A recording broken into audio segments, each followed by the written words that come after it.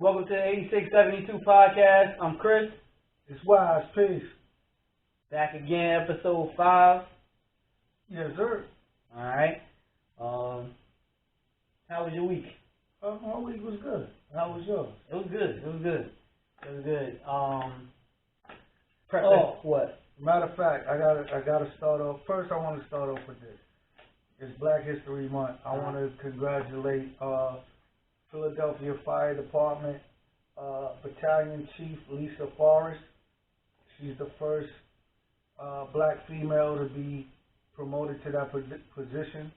Congratulations. And the Philadelphia Police Department also have Danielle M. Outlaw as police chief too. You know what I mean?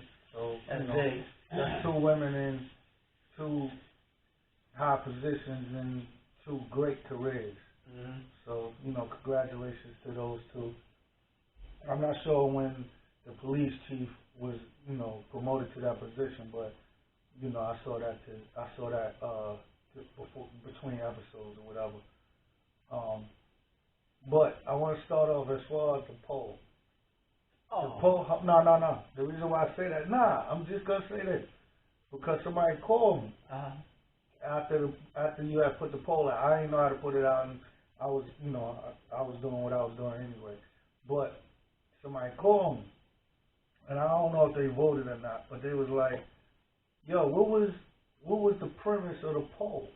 So I was like, basically, what sport was harder, this, that, and the third. So they was like, "Oh, well, I might would have to change because I didn't know what we like. I thought I was looking at football being harder for like the injuries and stuff like that, this, that, and the third." So That's all part of it, though. I was like, "Nah, we wasn't talking about that. We was talking about a dude being able to possibly get down, Kelsey or what's her name, coming off the street, weekend warrior style, and a dude hitting a fastball." Yeah, and but the person like, was those are the two aspects of you. Hold on, but that's all I said. But the person, there's more dynamics to the Hold sport. on, but what the person said was, if that was the argument, I didn't look at it like that, but so they didn't listen to the episode. Right. And he said, but if you put it like that, football does have more injuries, but ain't nobody hitting no fastball like that. Yeah, but you got a better chance bringing one of them down. Yeah. Than you do hitting a fastball, and that was my only argument. That's what you said. But when you said that, I said there's more to football because I brought up Aaron Donald. I brought up pass. No, you right. So what I'm saying is, what I said from the gate is, but I told him that fastball is one aspect of baseball. Correct. When you break down, for me, and I ain't getting into this again because I don't want to talk about this all episode, but when you break down both, with the amount of variables you have in football, injuries and all that. I'm not even talking about injuries. I'm just talking about the gameplay. Okay. When you talk about position, but I know people. What's the name? That's still only one person. It was no, a that's landslide. People that follow me too, but I don't know how many people follow me. All they had to you do, too. it don't even matter. All they had to do is go to the 86. But everybody that follows me didn't vote either. I can tell you this right now. A lot of people told me straight up and down that. Well, I gotta say it now because I'm already telling myself anyway. I was up there, and they was like, "Yo, I don't want to wait till YouTube. Why y'all don't go live?" Yeah. And I was like, "Yo, check this out. We you gotta trying subscribe. to get our what's the name?" They was like, "Yo, I don't want to do that. I'd rather see y'all live, and then I'll probably check it." Well, I mean, like I said, that's up to the fans. But you could tell that people don't be paying attention because when they ask you certain questions, okay, boy, he might have saw the little clip on Instagram and thought that he saw the whole Nah, but as far as like people saying they want us to go live, if you want us to go live, subscribe to the YouTube channel. Right. We don't got no control over that. Like we gonna keep putting out the content. Once the subscribers get to the number that we physically can't do live because we don't have enough subscribers on YouTube. So if you want to see us go live, Go on YouTube and tell a friend and tell a friend and tell a friend. Subscribe to the YouTube and we'll go live. We don't have no problem. We want to go live. So subscribe and then we can go live. And that's those that are subscribing and watching, leave comments so we know, you know what I'm saying, what topics y'all would like to hear, you know what I mean, what do y'all enjoy us talking about and things of that nature. It's just not what we want to talk about every week, because y'all can give us a topic and the next episode could be on that topic too. Yeah. But you gotta leave a comment so, you know what I'm saying, we know what's going on. And then, like I said, tell a friend to tell a friend so we get our subscribers up and we can start going live and get a call in line and all that. Yeah. So that's whatever. Hold up. That's where you wanted to start, right? Yeah, that's all I wanted to say. So we just got some news. So this is monumental. So this had jumped to the top of the list because it just happened. But Fernando Tatis just signed a 14-year, $340 million contract, shortstop for the Padres. That's crazy. That's a lot of bread. That is a lot of money. That is crazy. Football players ain't getting that. No, they're not. They not. Everybody knows. I mean, the real money is in soccer, but baseball money is as far as your American sports. Your 3 or 4 majors, they make the most money. But that, I don't think soccer players getting that kind of. You crazy? The deal that was just leaked. I forget what his name was. It was more than that. What was it? Hold on. I gotta go back in my text messages. My man was telling me about it because he's suing the club because they released his contract details, and it was stupid. I know some of them what's my man that came over here to play? Beckham. I know he owned part of a team and all of that. Nah, I'm not even talking. I'm saying money wise, that all that counts. Nah, I definitely do. But this was. How you search? I gotta go back. But yeah, that bread be real. You gotta do is like Bobby Bonilla still eating off the Mets. Yeah. He got Bobby Bonilla Day. What he get every year? I forget, but he ain't played since the 80s. The Nah, 90s. he played in the 90s. That's what I'm saying, but think about how long ago that was. That's over 20-something years ago. Yeah. Shit, longer than that. It's 30-something years ago. Yeah, where's this joint? I got it right here. It was, it's Lionel Messi. Well, it was $674 million. Yeah, see, you gotta look into that and see if all that is guaranteed. So hold on, I'm just coming up right now. So we'll earn more than $674 million with his current contract with the top Spanish soccer team. Trying to see if they give you a guarantee.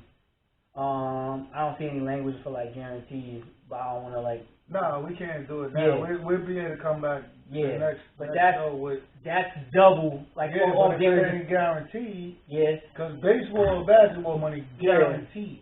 But that number is nuts. Do you realize if he get hurt next year and can't ever play again, they owe him all that money? Yeah. What would you do if you had that much money? What, $340 million? Yeah. I told you what I'd do. Oh, you said it disappeared? Listen, you, mommy, Quincy, my mother-in-law, brother-in-law, sister-in-law, y'all all get a check for $1 million. Don't ask me for no more money because y'all debt-free. And if y'all give out my new number and all of that, y'all will be arrested. I'm dead serious. We signing contracts, man. You can't play like that. Nah, that's a lot. That is a lot. Son, you become when you get that kind of money, man, you become an instant target. Oh yeah. If me personally, if I had that amount of money, I don't know if I would even tell anybody I had that amount of money. It would come out, but it would have to be from somebody else because.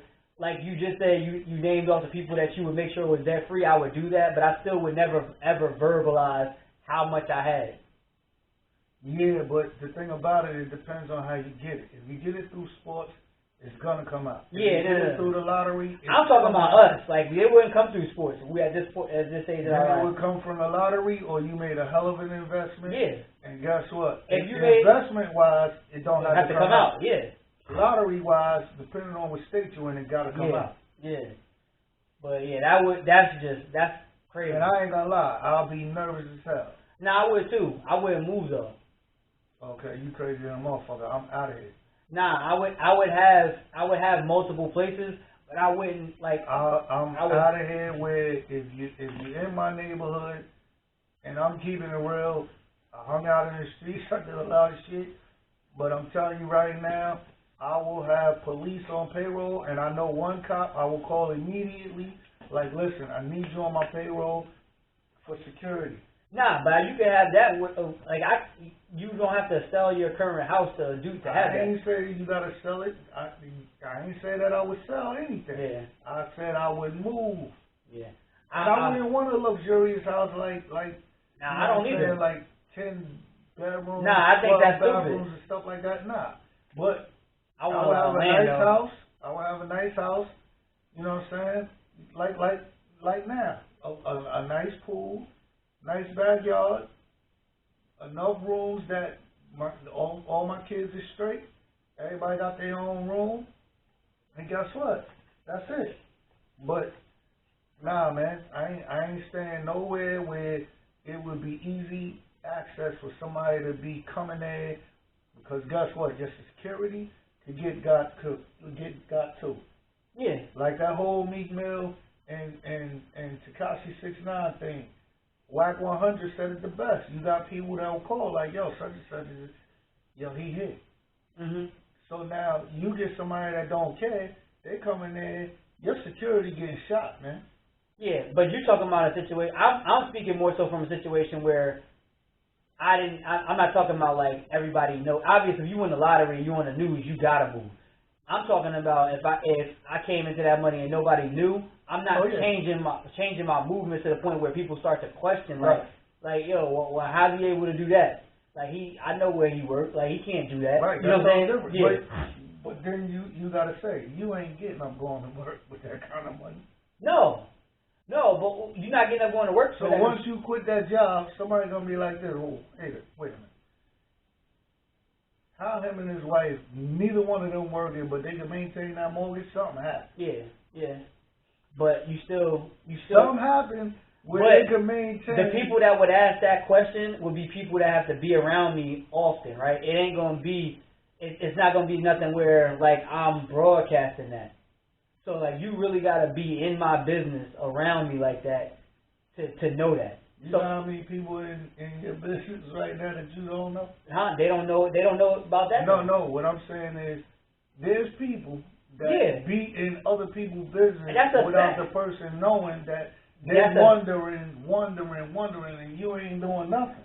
That's a fact, but you're not finding that out. You wouldn't know about me doing that unless you're in the know like that. Yeah, that's true.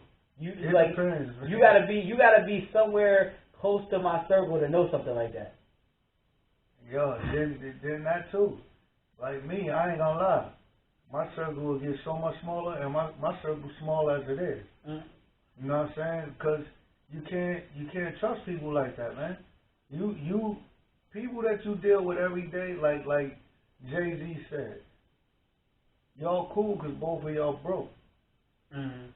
When one of y'all get money, you're going to see his true colors. Yeah. You know what I'm saying? And you get bread, people envy you off of little dumb shit. Yeah. So you talk about you got money where you set for life, and your homie over here, he living good right now. You know what I'm saying? Right, yeah. But because he don't have what you have, he might be like, yo, you know what I'm saying? Yo, check this out.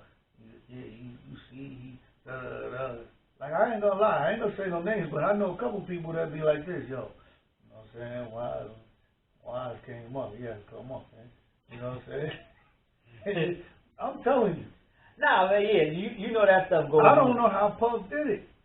Yo, man, my kid would not be out playing nothing. Yeah. You know what I mean? Like, I listen, kudos to him, but nah, man. Yeah. Nah. Nah, you get super suspicious like that. Like you said, when you come into that type of money, you become an automatic target.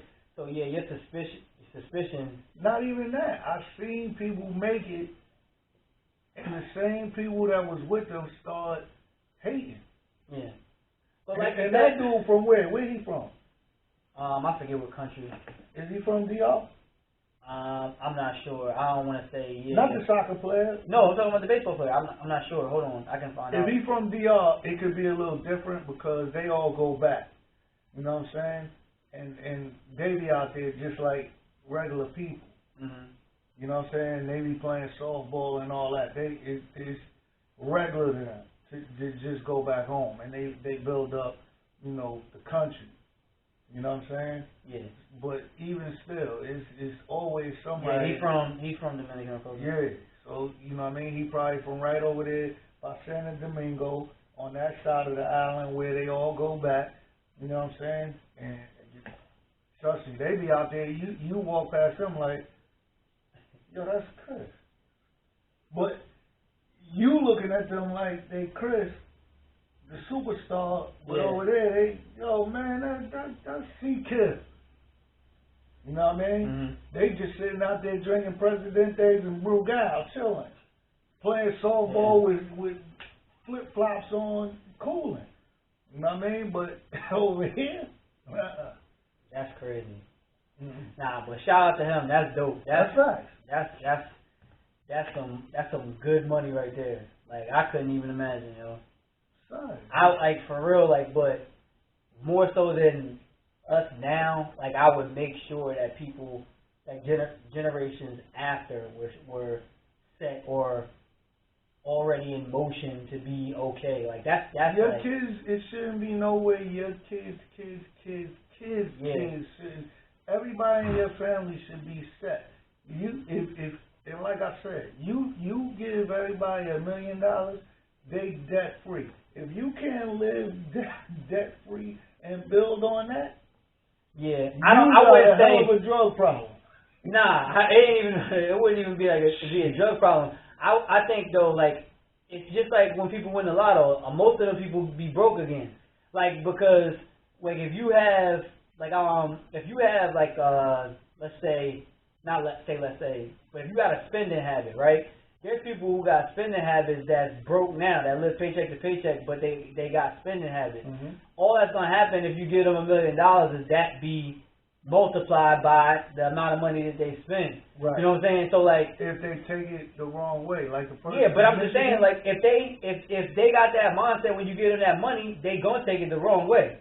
And what's gonna happen? Is I'm talking about the person who has a spending problem. So if you have a spending problem, giving them $1 million is not going to solve their spending problem.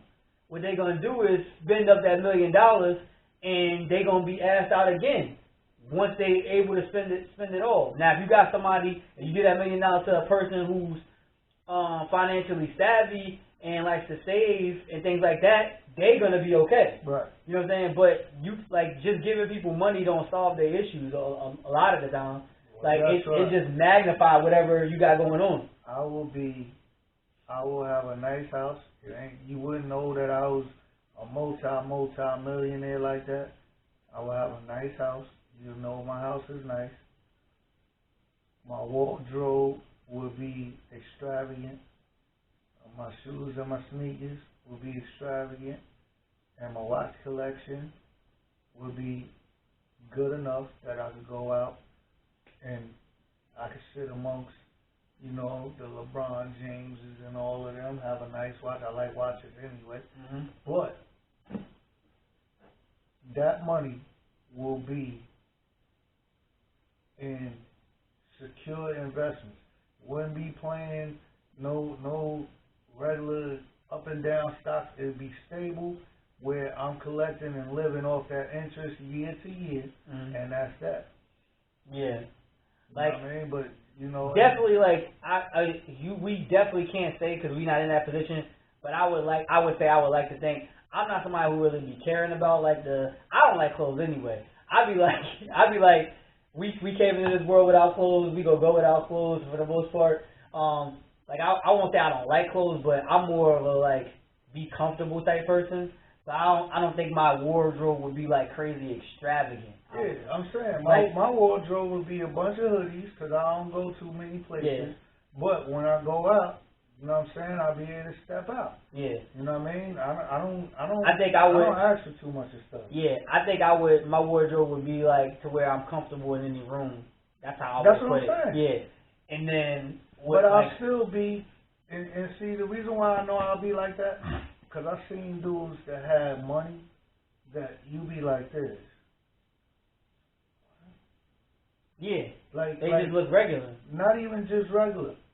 Yo, when I used to deliver water for Poland Spring, the biggest house that I've seen, right, on this route, and I mean these people was multi-millionaires, right?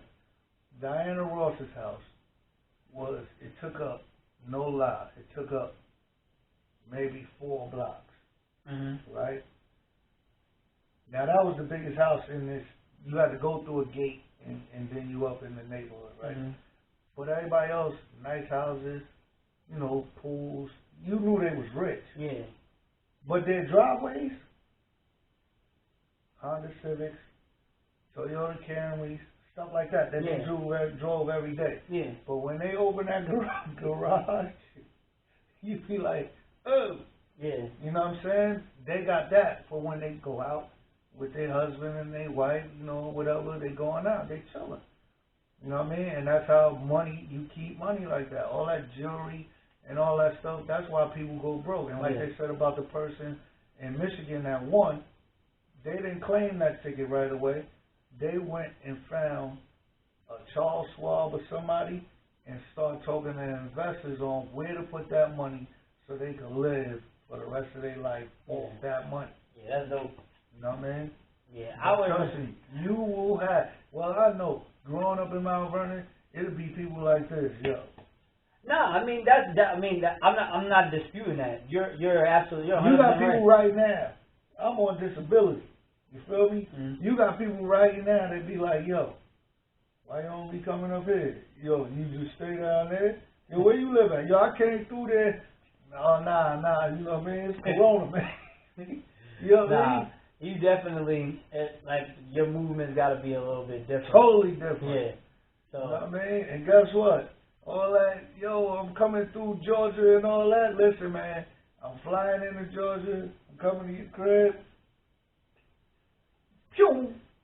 Nah, I just want out, like, for real, that money, like, I want to go see places, mostly. Because, like, for me, like, with them, like, big houses like that, like you say Diana Ross crib, like, for me, I would never do nothing like that because you can never get back what you paid for it. Like, that house not going to appreciate it. You know what I'm saying? So, like, I would get, like, a comfortable crib and just be like, yo. Look at Mike Tyson. Mike Tyson didn't get what he sold the house to 50, and 50 damn sure didn't get what he got. And then you never get back. Like, you got cats that's living in $20 million mansions that's selling for $3. Son, it's crazy. Number one, I couldn't live in a house that big because I'll be shook. Yeah. You start walking down the hallway. I'm not walking down the hallway. Because I can move around my house without the lights on. Yeah. You know what I'm saying? You start walking down the hallway and you ain't got no lights. You know what I'm saying? You think remember 50 said somebody was living in the opposite wing of it? Yeah. You know what I'm saying? Like, come on, man. Like, can you imagine walking in the room and just seeing somebody laid up in the bed? Yeah. No, yeah. I need my house to be of the size like you saying. You could walk through the house, the entire house comfortably in a good amount of time. You know what I'm saying? Like, if it's taking me like 5 minutes to get to the other side of my house or more, that house is entirely too big. I ain't no front. I seen a nice house, but what I didn't like about it, and it was right out here. The house they wanted $7 million for, right? No. The house. If you looked at the house, I was like, yo, there's no way. No, it wasn't.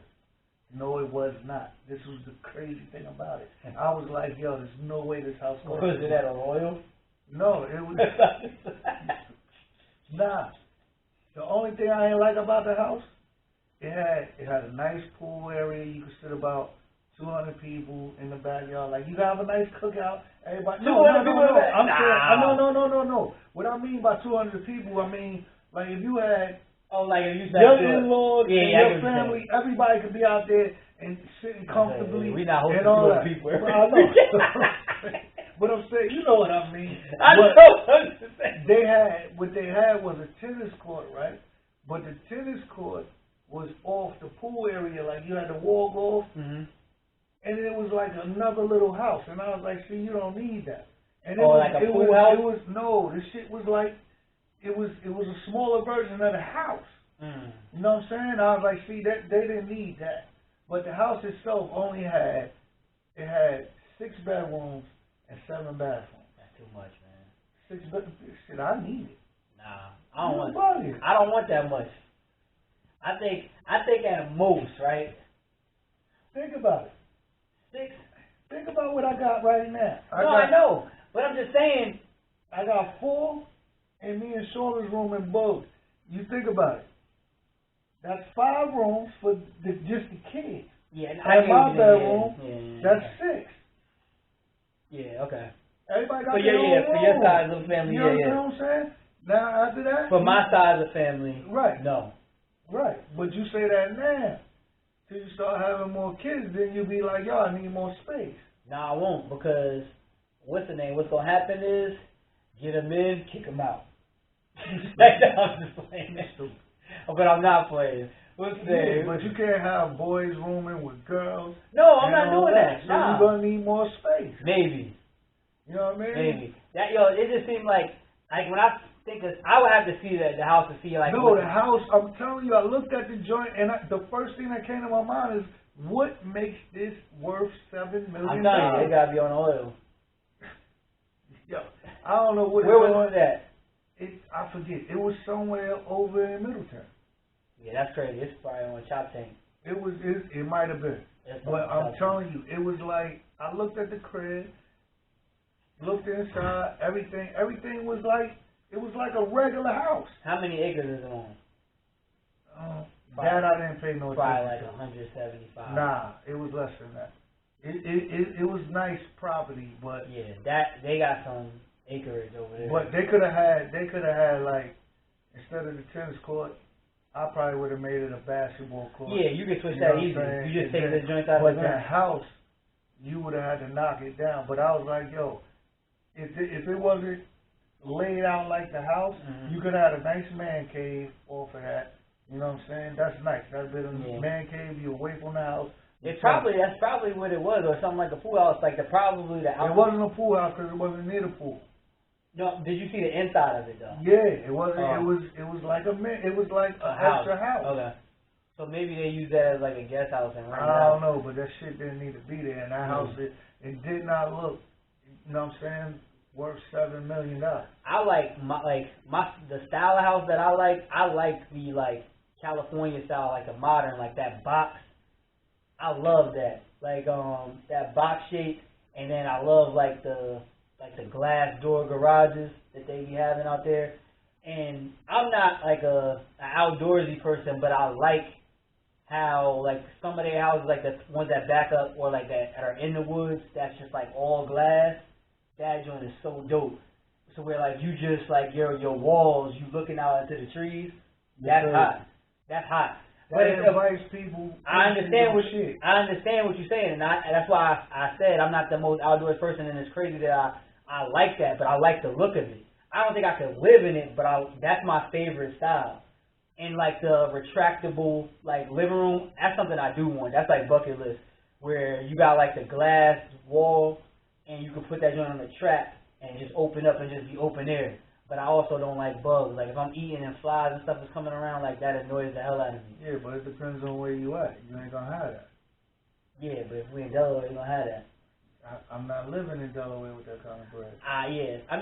You might not even have to have crazy bread what I'm saying, what I was getting at is like, I don't want it to be big, but I like that style.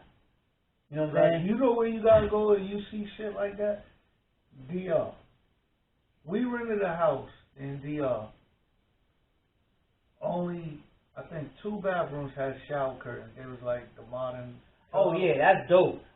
But with the bench in there too? No, this shit just had. It was just the basin and the shower floor. Well, what type of shower head? A regular shower head. They man. fucked it up. Nah, man. You need the waterfall shower head if you don't have the door. This shit was so dope. And then you can't have a regular shower head. The shit was the doors wide open, the breeze coming off the joint. So the outdoor shower. No, it was an indoor joint. But like you said the breeze, so. No, because you was right there by the back door. So you okay. open the back door, you know what I'm saying? If you didn't close the door and the window in there really wasn't no window. You ever been in an outdoor shower? Yeah. Yo, outdoor shower, that's something that I want too. I probably should live like in like California or something. But like them outdoor showers, like you gotta have the waterfall shower head. Like I'm different. But like yo, I'm big like I love like bathrooms and all that stuff like that. Like the waterfall shower head, like my dream shower, first of all, I want it to be like a walk-in closet, like 2 entrances. Like I can come in on one side, my wife can come in on the other side. We both got waterfall shower heads, and then I want the joints that's like in the wall that come out to your body. Shit. Yeah, that's like my dream shower with the bench. And then you know how they also got the joints that you can put in the shower and return to. On no bench. No, you ain't sitting in there with a whole bunch of people. Listen, man, if somebody comes spend the night at your crib. Ain't nobody sitting in Ain't nobody taking a shower in my bathroom. You don't know what nobody's gonna do. I'm in my room. You know, man, you might not be there. You might go out. Somebody be like, yo, I'm going over there and sit and be farting and shit and letting the water run. And then you can do the joint. No, hell no. You fucking around coming with hemorrhoids and all kinds of dumb shit. I have hemorrhoids. I had them already. Yo, that shit is the worst. I don't want to talk about that shit. I don't want to talk about that. I had I don't want to talk about that shit, man. Not steroids. Son, I don't give a fuck. I don't want to hear about that shit. Yeah. Nah, man, you walking around with moist booty? No. Yes, you are. No. Because you had to put the cream on. No, yo, I didn't. No, what's the name? I put the preparation age on. Nah. I always, every time they flared up, I waited until the very end. But yo, if I want to tell y'all right now, all my dudes that had it, yo, stop spraying, because dudes had that. You had them before I too. ain't never had. He's a liar. That's a fact. He's a liar. That joint is probably the most uncomfortable feeling. Hey, yo, I never had athletes, but yo, I remember driving one time when they flared up, when the hemorrhoids flared up. That shit, you want to talk about road rage? When you sitting in the driver's seat and your joint, the hemorrhoids is flaring up, you in so much pain. Like I was sitting on the side of my butt cheek like this, like Rocky. You got it? You was on the side? No. Get out of here. Nah, I got that joint for pushing too hard when I was pooping. Oh, you was pushing. Yeah. What's the name? Nah. But what's the name? You ever had your shit pushed? Yeah, right. What's the name? No, that I joint. don't want to talk about this shit, man. Yo, nah. We went from spending. You brought it up. This is a public service announcement, yo. Man, nobody don't want to hear about that. If you realize they don't even have them commercials no more. If you are suffering from hemorrhoids, man, go get laser surgery, man. Yo, hell no. Shit. I haven't had them happen to me since college. No, the year after college. So we walking around. Yeah. Nah, you can't do that. You can't walk around. When you put the preparation H on, you got to be in the house. For real. I never did that outside because I was always nervous that the cream was going to seep through my drawers into my pants. What's the name? I never did that. You saw him off the end. He had him. Not yet. Fuck it, I'll tell a story. I was away. I ain't going to say where I was at. But a dude had the shit. He had the wet, no. The wet So circle. I tell you, the wet circle. Yo, I wish I could call my man that I was away with. Yo, we looked at this dude like this. We was going to eat. Yo, you cannot go outside with preparation H on. Yo, but the fucked up part about it, he had tan shorts, right? Oh, he's wild. Yo, the shit was a stain. So, you walking behind somebody, man. And the shit just caught niggas out. So everybody like, yo. But then not only did he have a stain, the dude wore the shorts for fucking 3 days straight. Oh, with the wet spot? Oh my goodness. Ew. Man. Word. Nah, you put that, for real though. This is fake. whenever I put preparation H on, I was in the house for the night. Cause You put that on, that joint had you walking through your crib like this. Listen, I don't know what. Listen, I'm telling you, you gonna see Yo, the text. that joint, no, like, pause, but that joint, like, and you need it. The embarrassing thing is going into, like, the store and buying it. Cause you, like, I remember I went into the store the one time and got it, and I fronted to the cashier. She didn't even say nothing to me about it, but I knew she was thinking it. I was like, yeah, I bodybuild. I'm doing this shit to shrink my torso. Cause you know how they do? They put it on. The myth is that they put it on their chest and stomach. I don't know if they really do that, but I heard that. So I said that when I checked out. Didn't have to, but I was embarrassed. I went home and put that joint on though, cause especially when it's hot outside. Oh my gosh, yo, that joint had you on the verge of tears sometimes. I'm serious, man. Look, you do not want to go to the bathroom at all. I used to be sitting down like this, trying to maneuver. Oh man, those were not good days. Yeah, wait. I don't know how we got here, but if my man answered his text, you can read the text. Don't say it out loud. Yeah. But if he answered the text, watch.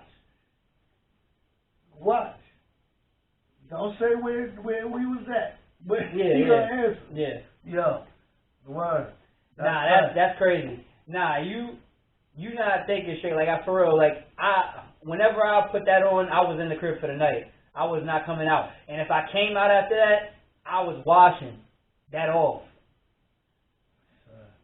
Cause you be paranoid. I don't give a fuck. I don't want to know. I seen that shit. I was like, yo, man, this dude here. I couldn't believe it.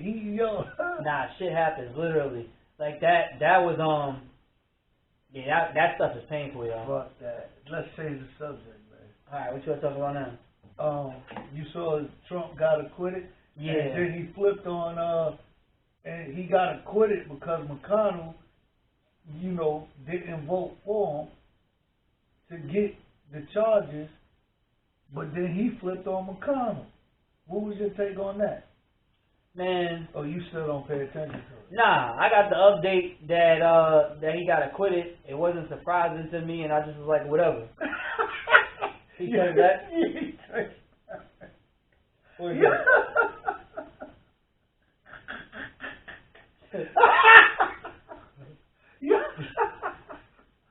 I'm telling you, man. Yeah.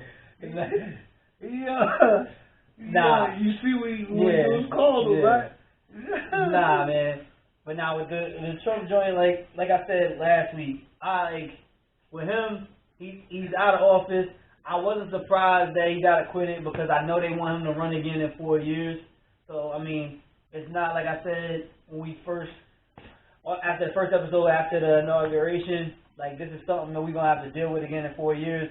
But like, he out of here for right now. Like, I try not to give him no energy like that. I don't think you're gonna have to worry about it because they got charges in Georgia coming, and they got them on tape with that.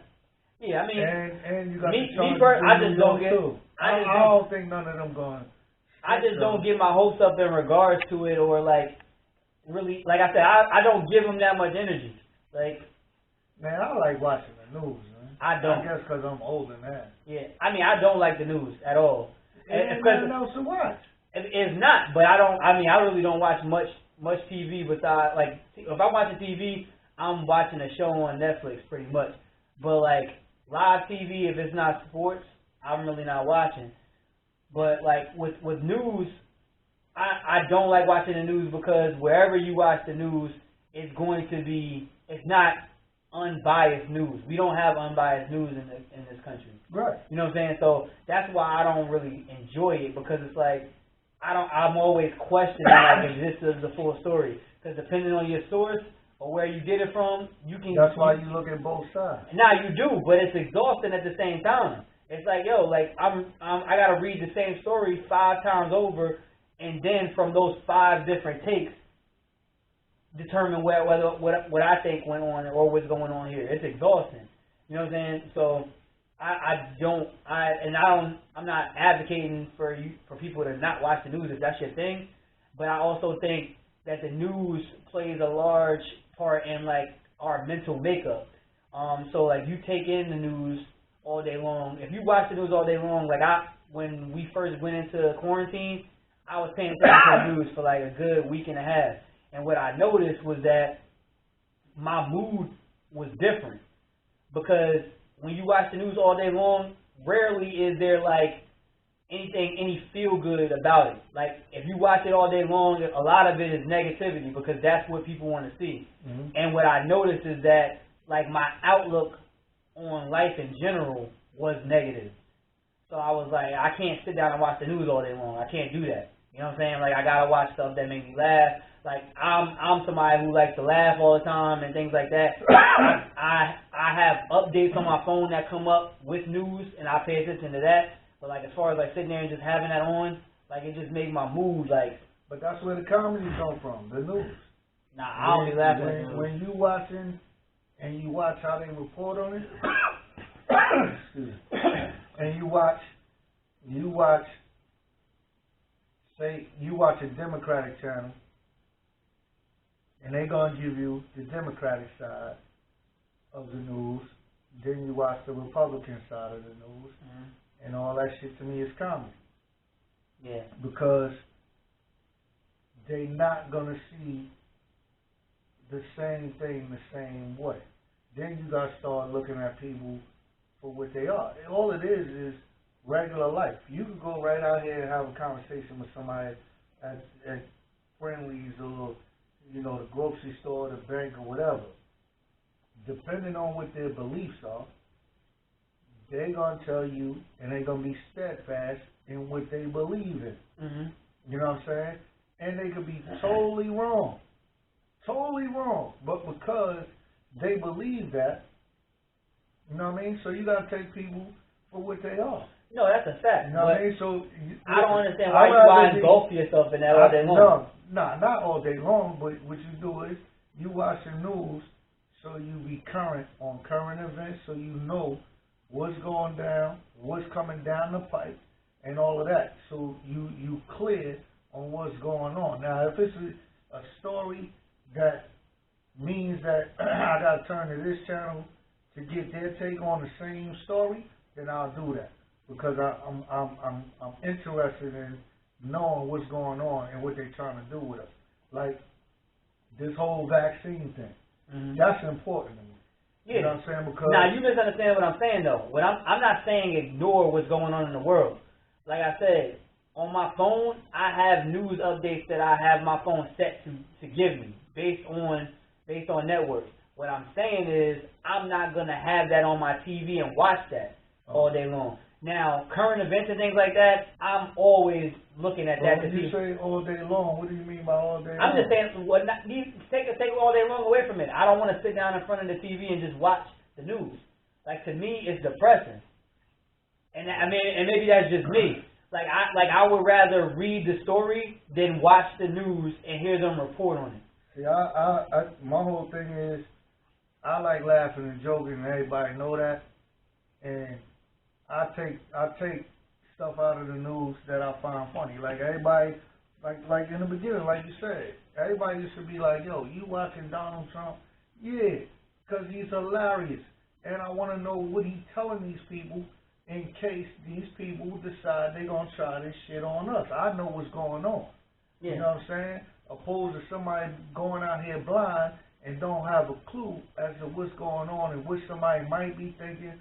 You riding by, you see a Trump sticker on somebody's car, you don't know what they thinking. You know what I'm saying? Now, when you watching him, he's telling you everything that's going on. Now, I ain't, like today they was talking about, they was imploding the Trump Plaza in Atlantic City. Now, I ain't watching no dumb shit like that. Yeah. You know what I'm saying? Once I watch the news in the morning, I'm off that.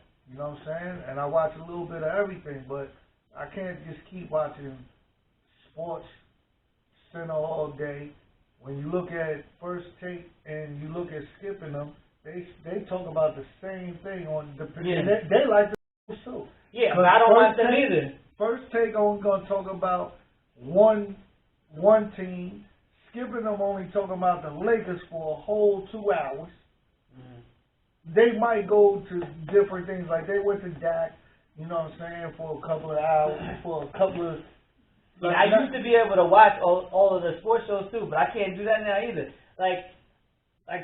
When I say I don't really watch TV, if I'm not watching like a live game, I'm not really watching TV. Like, that's a fact. Like, network TV shows, I watch For Life, 50 show. And I watch This Is Us, because that's the best show on TV. And I watch Your Honor. Those are the only 2 shows that I watch on network TV. You never seen Your Honor? Nah. That's dope. Yeah, like... You need to catch up on that. Yeah, I don't really watch, like, a lot of, like, network TV. Your Honor's on Showtime. That's a good series. Okay. It's about a judge.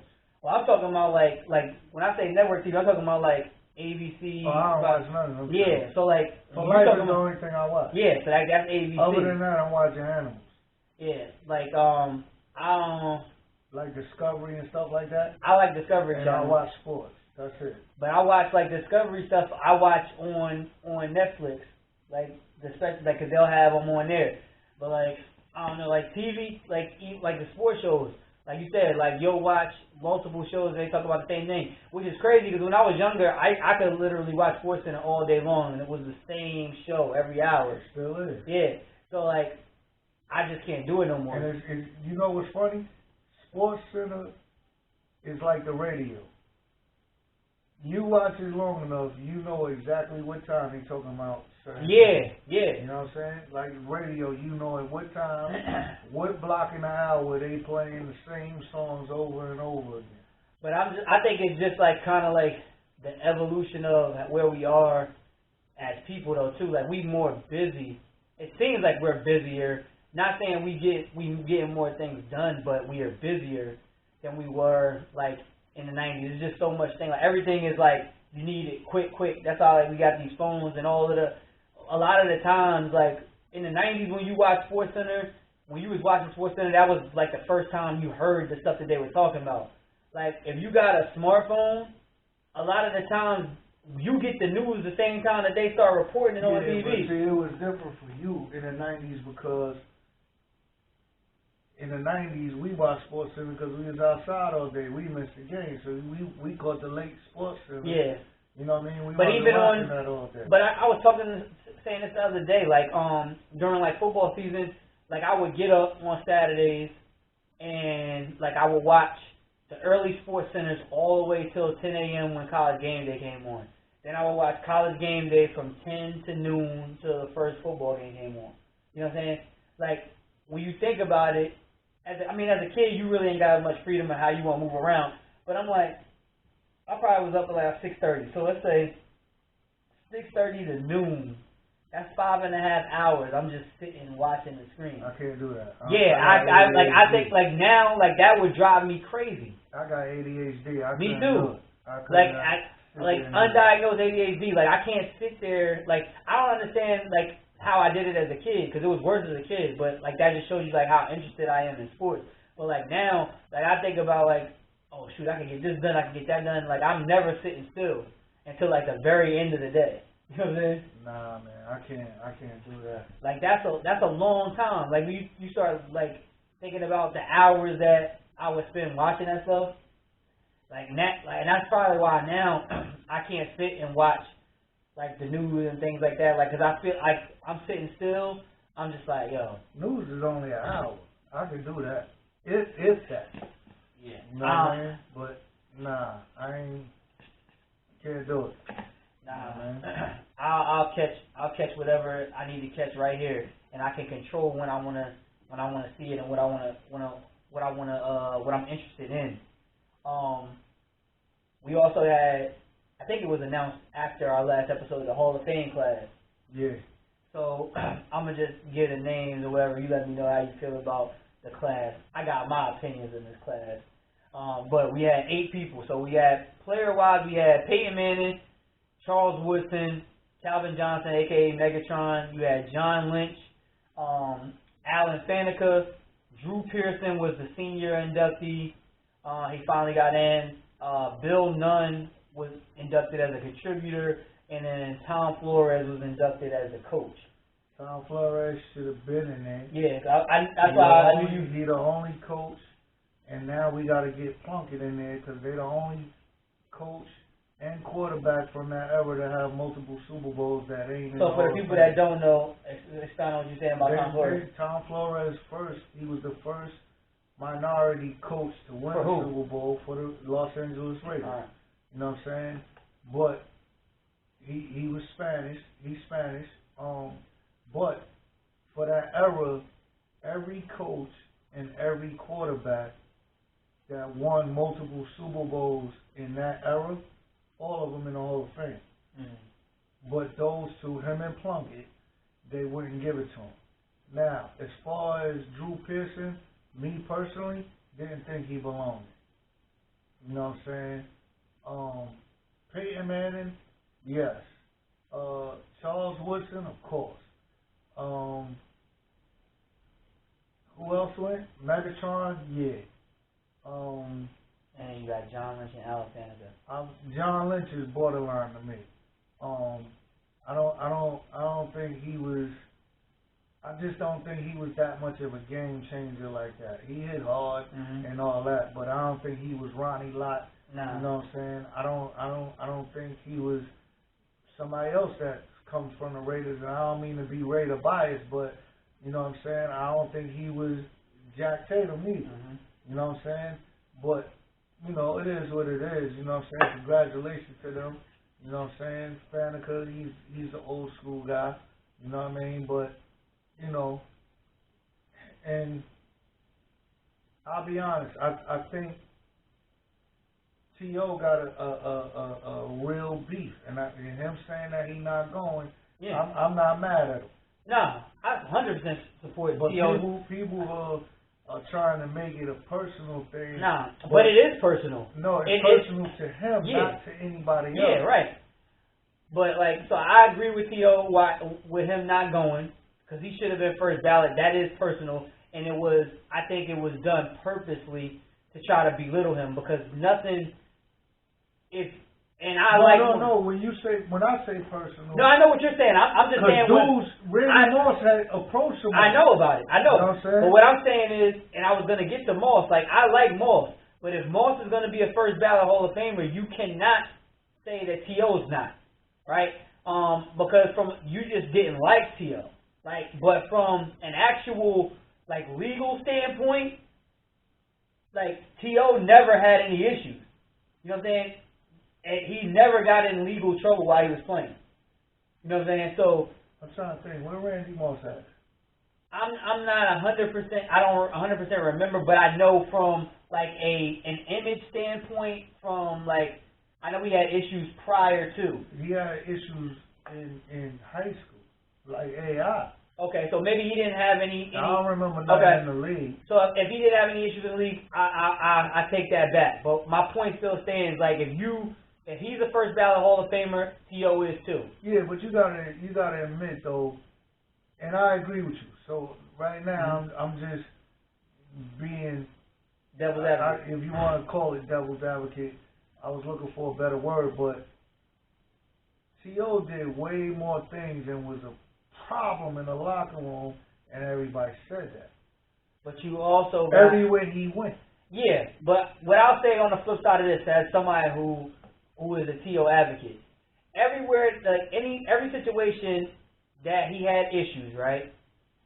The way I look at it, yes, he did have issues, but what he was talking about in every situation was valid.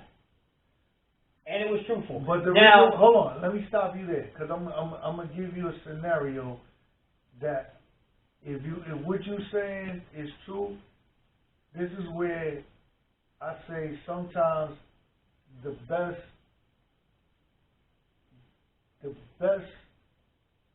words. Oh, that's unsaid? Yeah, because Randy Moss was in a worse situation than T.O. ever was in. Talking about with the Raiders? Yup, and he didn't say nothing. He wanted out. Yeah. But I think he still came to play, and you know what I'm saying. But I think this is the danger. Nobody never said it was a cancer in the locker room. But listen, this is where I feel that's dangerous, right? I'm gonna tell you how that's dangerous. Because with that, I'm not saying either person is right and wrong in what they did. They're handling the issue in two separate ways. That doesn't make the way you handle it right or wrong. If you're telling the truth, like Theo didn't lie about anything. Like so, it's like you can't, in my opinion, like when you talk about like, I'm depending on. No, it's something that I don't know if he lied about. We can't. Okay, well, all right, that's fine. But he's not the only person that said that. I don't care. But I'm just saying, like, all right, whatever. He was saying it for not getting the ball. Whatever. Man. And what he said in regards to that is valid too. If I don't get the ball and we win, I'm not saying nothing. If I don't get the ball and we lose, and you ask me a question about why we lost, and I only got one target, you damn right I'm gonna say something about not getting the ball. Because if I'm the best player on the team, we lose the game where I didn't get the ball, then damn right I think if I would have got the ball, like the game would have been different. I feel you on that, but my thing is we can't tell people how to react or behave on things. Yeah, but you can't. You shouldn't. Let me say that you shouldn't go in the name calling and trying to discredit somebody's character because you didn't get the ball. What I'll say is I'll agree with you on that. Would I have done it that way? No. Do I think that's enough? Because he did that, do I think that's enough for him not to be a Hall of Famer? Oh, no. A first down Hall of Famer? No. That's why I agree with him not going. So, like, and the Hall of Fame was fast. The Hall of Fame is based on what you did on the field. Right. He's in the top 2 or 3 in every major wide receiver category. There's no reason why he shouldn't be a first ballot Hall of Famer. That makes no sense. Correct. You know what I'm saying? But I don't even want to get too crazy into that because I'm going to go over like how I feel about the class. Peyton Manning, yeah, right? Charles Woodson, of course. Calvin Johnson. Megatron, I don't know if this was first year? No. Was it? Yeah. This is first ballot? This is first. I thought it was his first too, but I wasn't 100% sure. I think it's an argument for him to get in, but if this is his first year, he shouldn't have got in first ballot, all right? And that may be why T.O.'s beefing again, because Calvin Johnson got in so early. Like that, in my opinion, T.O.'s a better wide receiver than Calvin Johnson. Calvin Johnson is a freak of an athlete and a freak of a wide receiver. Me being a Cowboy fan, I've watched him single-handedly beat us, but nah, he can't be a first ballot Hall of Famer if T.O.'s not a first ballot Hall of Famer.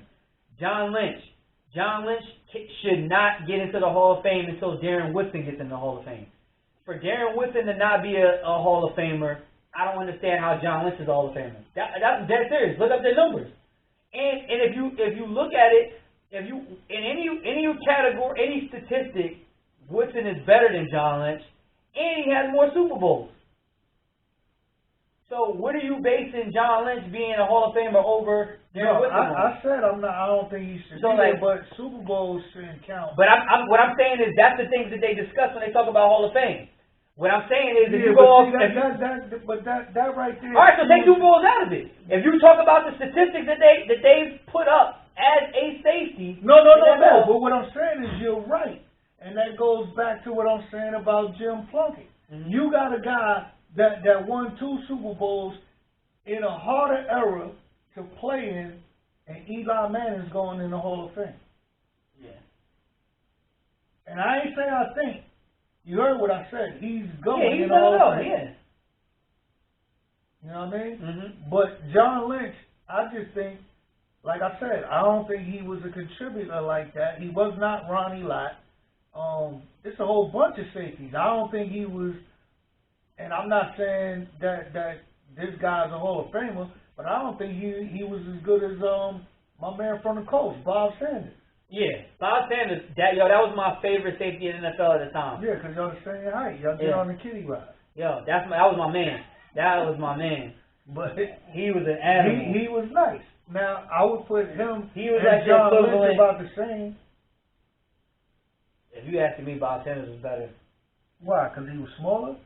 Nah, I think Bob Sanders was more of an impact player at the time he was on the field. Nah, John Lynch would change your running game because he would hit. So would Bob Sanders, and he would change the passing game. The way they played him, they played him like a rover. Right, he was so him and Palomalo. Yeah. And Ed Reed, I put him up there with them. Ed Reed was a different safety than those two. Yeah, but what I'm saying is center fielder. Them dudes right there, you knew they was on the field because they could do it all. Mm-hmm. John Lynch couldn't do it all to me. You know what I mean? Nah. He just was. He was a hitter. He was an okay safety. When I heard he got in the Hall of Fame, I was shocked. Me too. I was like, wow.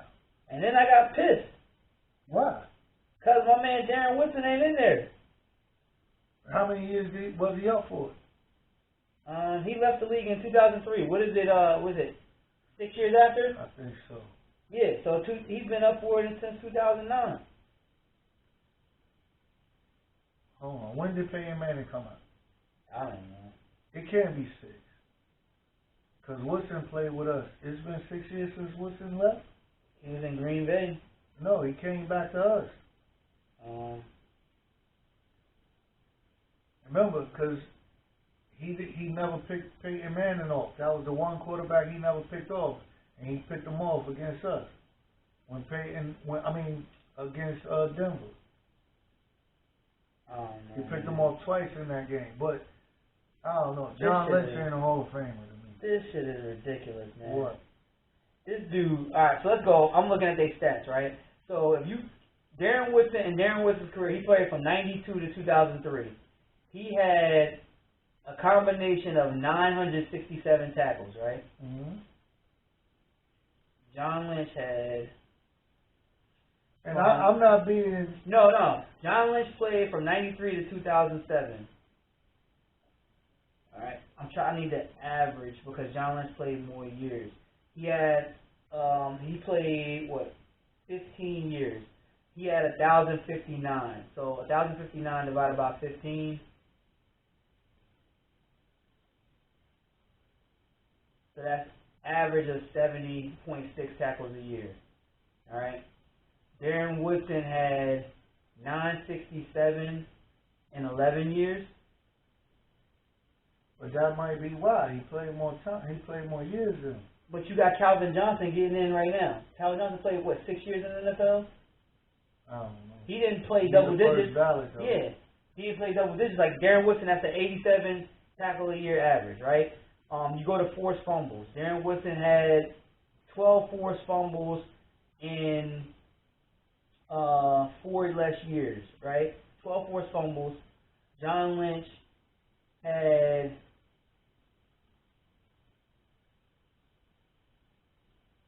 16 with 4 more years. You know what I'm saying? Interceptions. John Lynch had 26. Darren Woodson, I think, had 23 with 3. So that makes one point. Neither one of them should be in the Hall. No, what I'm saying is, if John Lynch is in, Darren Woodson, he shouldn't jump Darren Woodson. It's always going to be those and players then, like that. But what I'm saying is, if you have like their numbers, like neither one of them is outlandishly above the other. If you're gonna say somebody's stats is better, it's gonna be Darren because his averages are gonna be better based on the amount of time he played. He played 11 years, right? And then if you want to say like, okay, the stats are a wash, the tiebreaker should be championships, and he got 3. He was 3-time first team All Pro and a 5-time Pro Bowler. John Lynch was first team All Pro 2 times. 1, 2, 3, 4, 5, 6, 7, 8, 9 Pro Bowls. But Pro Bowls don't count, they say. Yeah. So it says all Pro. So Darren Woodson got more All Pros than him. Mm-hmm. So I'm just like it. They came. I think the reason that they gave it to John might be because of the amount of time he stayed. Because Darren Woodson came in the league a year before him and left in 2003, and John Lynch played until 2007. That would be the only thing I can think of. That's what I said, one time. That's just stupid. But if that's the case, then, like, think about it. I don't think Eli is a Hall of Famer. Yeah, but he gonna get in. Right. Yeah. Because he won 2 Super Bowls. Yeah. And Drew Pearson. So if that's the case, just think about what we saying here. Mm-hmm. He got 2 Super Bowls. How many Ben got? 1. Ben Roethlisberger only got 1? I think 1. I think he might have 2. And they won with Bettis and them. I think that was only 1. When he was, No. They beat the Rams. That was with Bettis. No.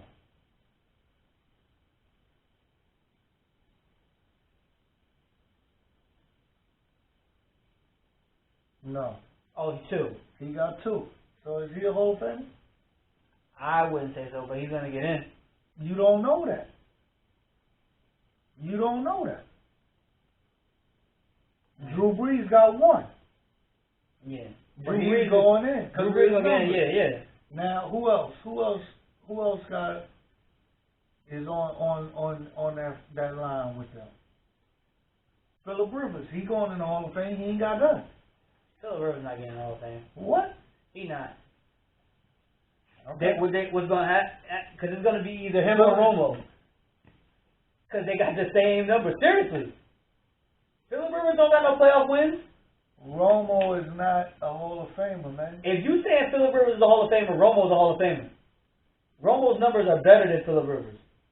Son, then neither one of them need to go. Okay, that's my point. Eli don't have the numbers of neither one of them. I know, but you said Phillip Rivers.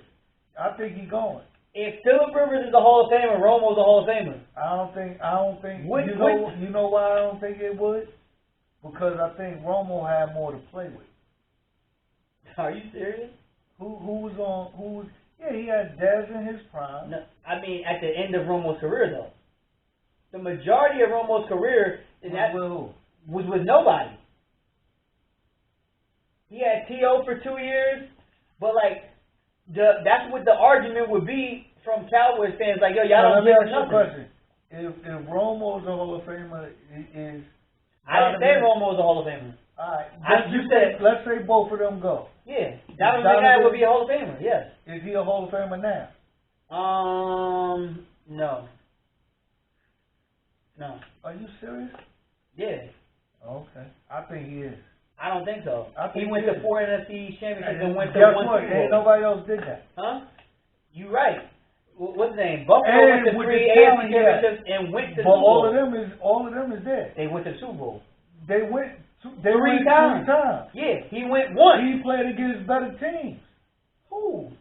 Son, he lost to Tampa Bay. He lost to the Rams. Didn't he lose to the Rams twice? I don't know if he lost twice. I'm not sure. Everybody he lost to ended up winning. Bro. Everybody he lost to ended up winning.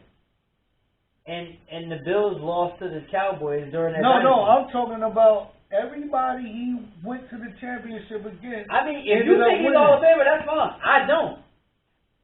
I think he's a Hall of Famer. I've been saying that for the longest. Yeah, I mean, I don't think Donovan McNabb's a Hall of Famer. I think he's a great player, but I don't think he's a Hall of Famer. Donovan McNabb is a Hall of Famer. He may eventually get in after some years. And see, that's what bothers me about what they're doing. Like, I'm glad that Tom Flores got in there, because that's crazy to me, because you're not putting Jim Plunkett in there, but Jim Plunkett and Terry Bradshaw pretty much got similar numbers. It's just that Bradshaw played on a better team. Mm-hmm. Because they got 4. Okay, he got 4, he got 2. Archie Manning got none. Yeah. Roger Staubach got what? 1? What? Roger Staubach got what? 1 Super Bowl? No, Staubach got 3. Hold on. How many Super Bowls the Cowboys got? 6. No, 6, yeah. So how many y'all won in the 90s? 3. Y'all won 3? Yeah. We won 3 in 4 years. I don't think Staubach got 3. I'm about to tell you right now. I think he got 3.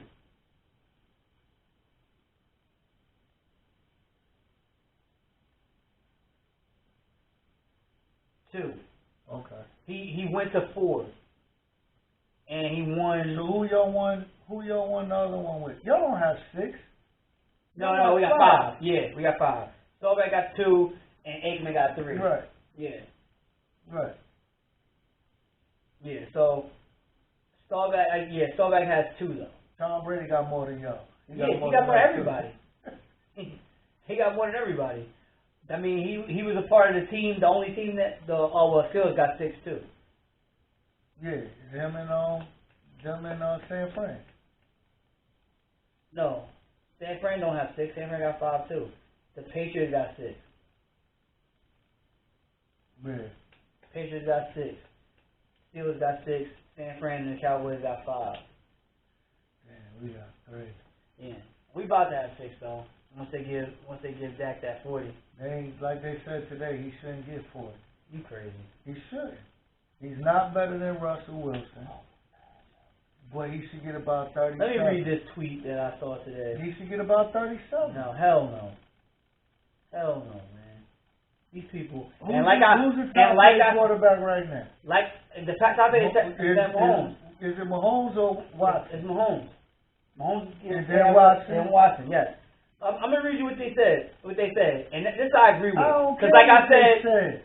What's the name? This all was that is subject to Foxworth. what you believe. I'm gonna tell you what I believe after I read this. You believe it. What I believe is no. Even if he wasn't on my team, Dak Prescott, depending on who you are, should land anywhere from 3 to 5 in the top quarterbacks in the NFL.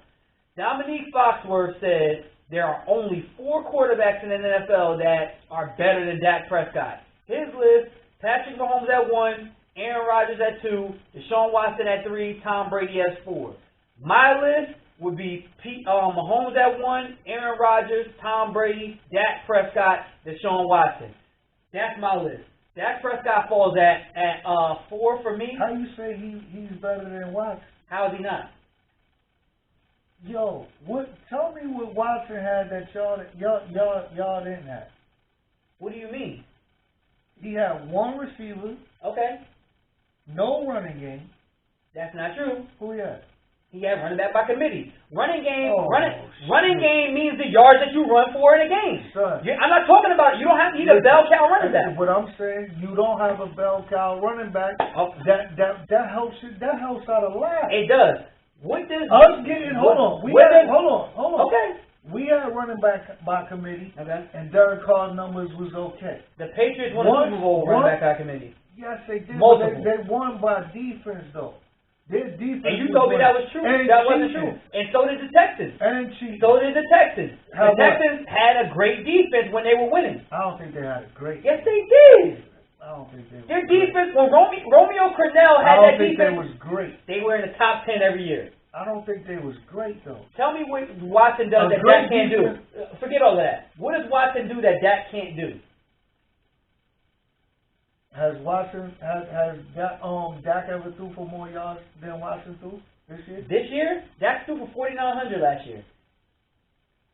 And what Watson threw for? I don't know what he threw for. How many times did he throw for 4,000?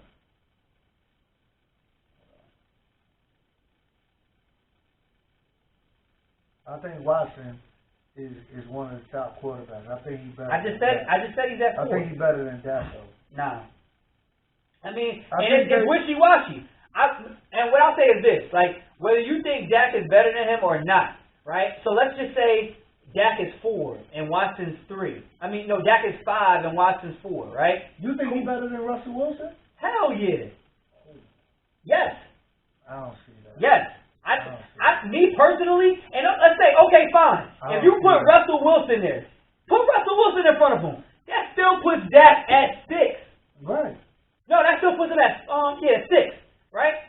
So if he's in top 6 in the NFL, how is that not worth $40 million a year? Because like they said today, you got Mahomes money, Watson money.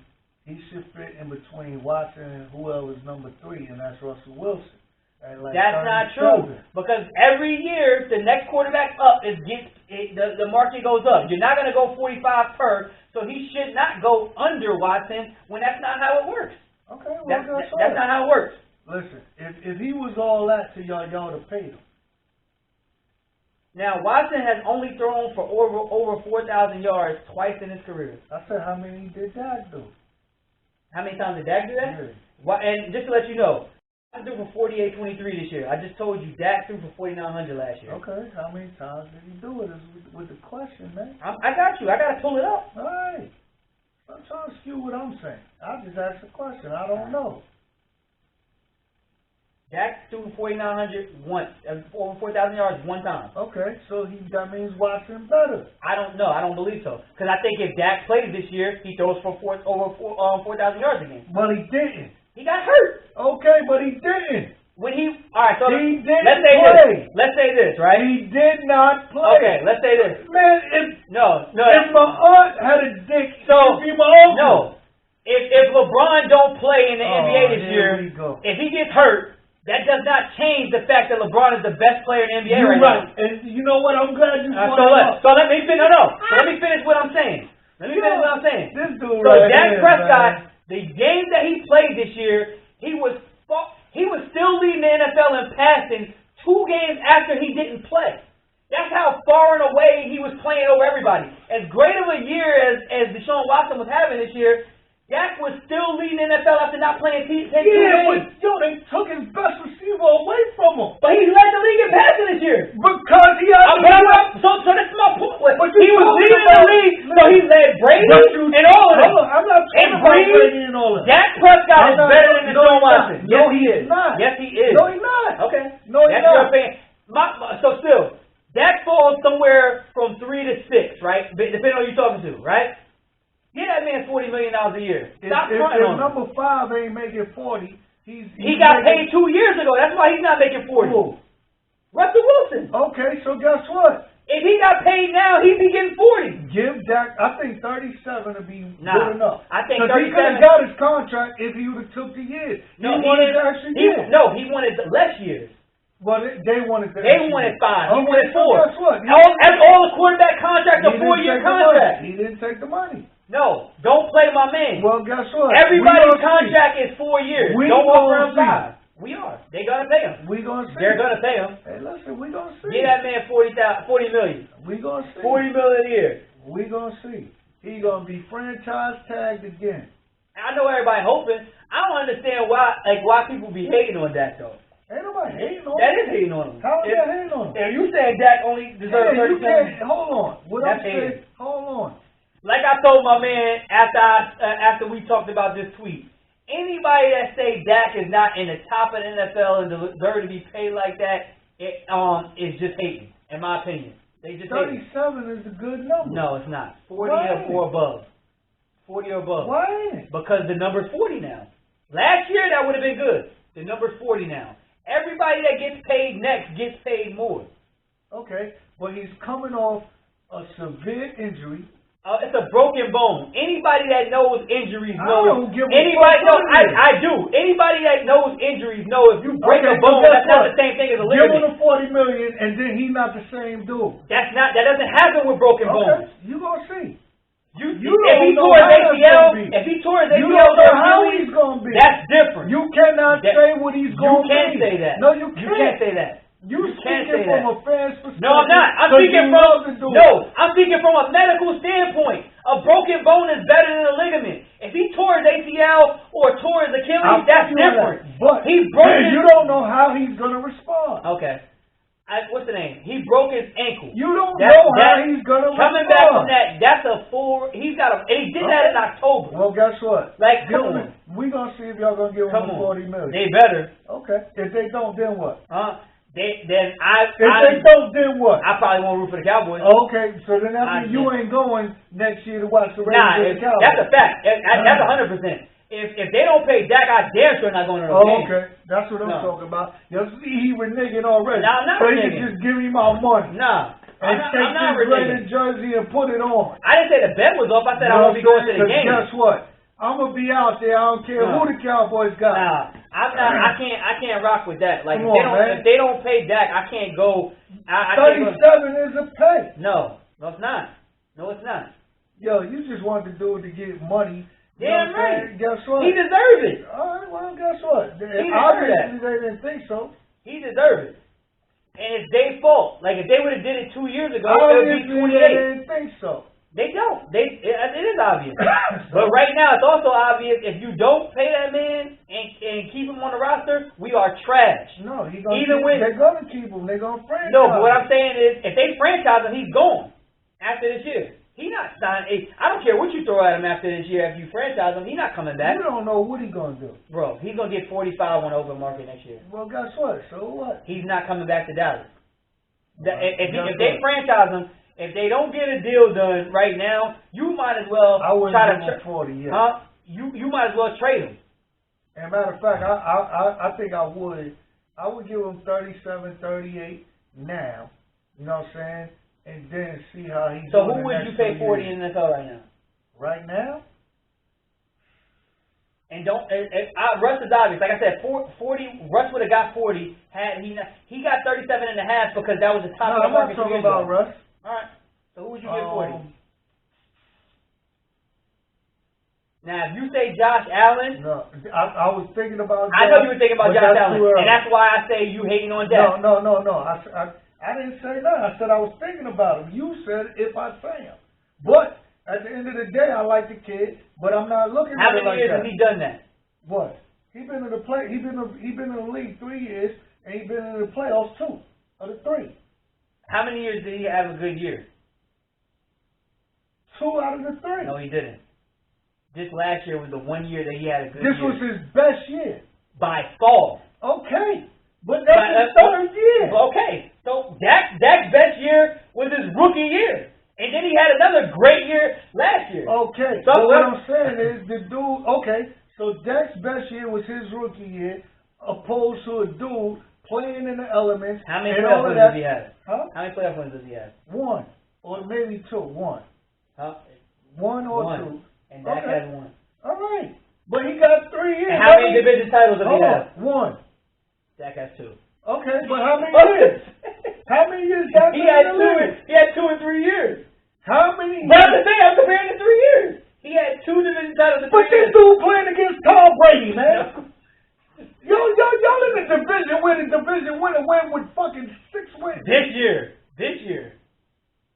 This dude is crazy. Come on, man. You can't be serious. This dude is crazy. You can't be serious. This dude gonna and I'm not saying Alright, so who you paying 40 then? I'm saying he might be the only one. Exactly. He gives Dak 40. Nobody has a legitimate... Nobody ever has a legitimate... The money. Nobody ever has a legitimate reason why he shouldn't get 40. It's so hold on. Why? You said a dude is better than him. He ain't got 40. Because his wife make mad money. That's the only reason why. I ain't talking about Tom Brady. Who you talking about? Aaron Rodgers. He got paid years ago, and then he came back this year and he wants a new contract. But what I'm saying. He deserves 40 years. The people who are above him... So you putting him... I'm not saying he's better than Aaron Rodgers. I rank Aaron Rodgers ahead of him. This is my point. But the contract... contract does not equal where you are in the league. It never has. If Aaron Rodgers get 40 with less, putting up the numbers he put up with less than what Dak got, what are we talking about? No, I'm not talking... You're talking about a different argument. What I'm saying is the way contracts work in the NFL. I know what you're talking about. All right, so that has nothing to do with what you're saying then. This dude coming off an injury, I wouldn't give him 40. No. My point is I tried to give you. He already I tried to give you market price. He would have got more than Wentz or Wentz money. No, he didn't want. No, market price was not that 5-year 37.5. Market price was the 4-year 37.5. Okay, well they didn't think so. Exactly. I'm not disagreeing with that. Obviously, I'm not disagreeing with that. They're down there around the dude. He's a nice guy. You know what I mean? I think he's a nice guy. I listened to him talk, like I heard him talk today. He's articulate. I'm not even talking about that. That's it. What's the name? If that's not it, if you got him in the top 6. Son, top 6, okay. There's 32 starting quarterbacks. You have him in the top 6. How is he not getting 40? Son. And he's the next one up. What does Russell Wilson get? He got paid 2 years ago. I don't give a fuck. So if he was up right now, he would get 40. And you say Russell Wilson's better than him. No, I didn't say that. He is better than him. Okay, so if he's better than him, cool. You put him at 5. I think he's better than Russ. If he get 40, that will put him at 37. No, it wouldn't. 38. No, it wouldn't. 37. I think Russ would get more than 40 right now. I'm saying 40, meaning like 40 plus for Russ. I think Russ will probably fall at like 42, 43, because Mahomes is at 45, right? And what's Watson at? Huh? Watson is at 39 something. Okay, man. I put Dak at 40. Dak would be at 38 to me. Nah. I would give him 38. Watson is like 39 and a half or something. Or it might be 40 for Watson. Oh, it might be 40 for Watson. But Dak needs to be at 40. Well, Watson's at that number. That's where Dak needs to be. We're going to see. And if we still doing this podcast in the fall when they play, he's going to be sitting here sick. No, we are going to still be doing the podcast in the fall. And if they don't pay him, I will be sick. I will be sick if they don't pay him. Because it doesn't make any sense. Because anybody that you could get to replace Dak is not going to be better than him. Mm-hmm. Because the people that you're saying are better than him, those teams are not going to get rid of for like a fair market deal that would benefit your team. So if you're not going to pay Dak, what the hell are you going to do? That's why it doesn't make sense to me. Yeah, Deshaun Watson got 39. Yeah. So Dak's next. And Russell Wilson got 35. Right. 2 years ago. So I would give him 37, 38. Nah, man. Get that man 40. That's it's inflation. Like that's how business works. It's not about. I understand what you're saying, but so that means I wouldn't give him that. You like if you that injury hurt him. Them not paying him last year and him playing under the franchise tag and getting hurt. To me, I would give him a little under Deshaun Watson and let him play it out. And then if he can make it through that 4 years. But this is what I'm saying. If he could play to the level that he played on this next contract, then he would hit the mother load. I would give him the mother load. No, but what I'm saying to you is you don't have that option. What I'm saying is, as the Cowboys, because you already franchise tagged him once, if you franchise tag him again and don't get a deal done... No, what I'm saying, I'm not saying franchise tag him right now. I'm saying I will offer him 38, you know what I'm saying, a little under Deshaun Watson for 4 years. Oh, and you're saying after the 4 years... Then I'll give him the mother load if he showed me that he could play to the level that he's been playing. That's all I'm saying. Because obviously they didn't think that he was going to do what he's doing because they would have paid him. Yeah, nobody did. He was and that's the problem. I think if Dak was a first-round draft pick, he would have been paid already.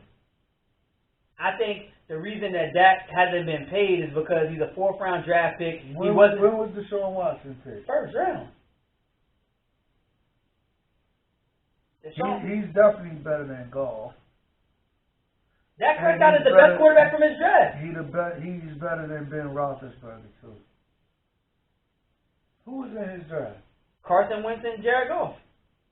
Dak Prescott's the only quarterback that was... I don't know how the fuck when they was on Carson Wentz, man, I was like... And Dak outplayed him in the Senior Bowl too, and won Senior Bowl MVP.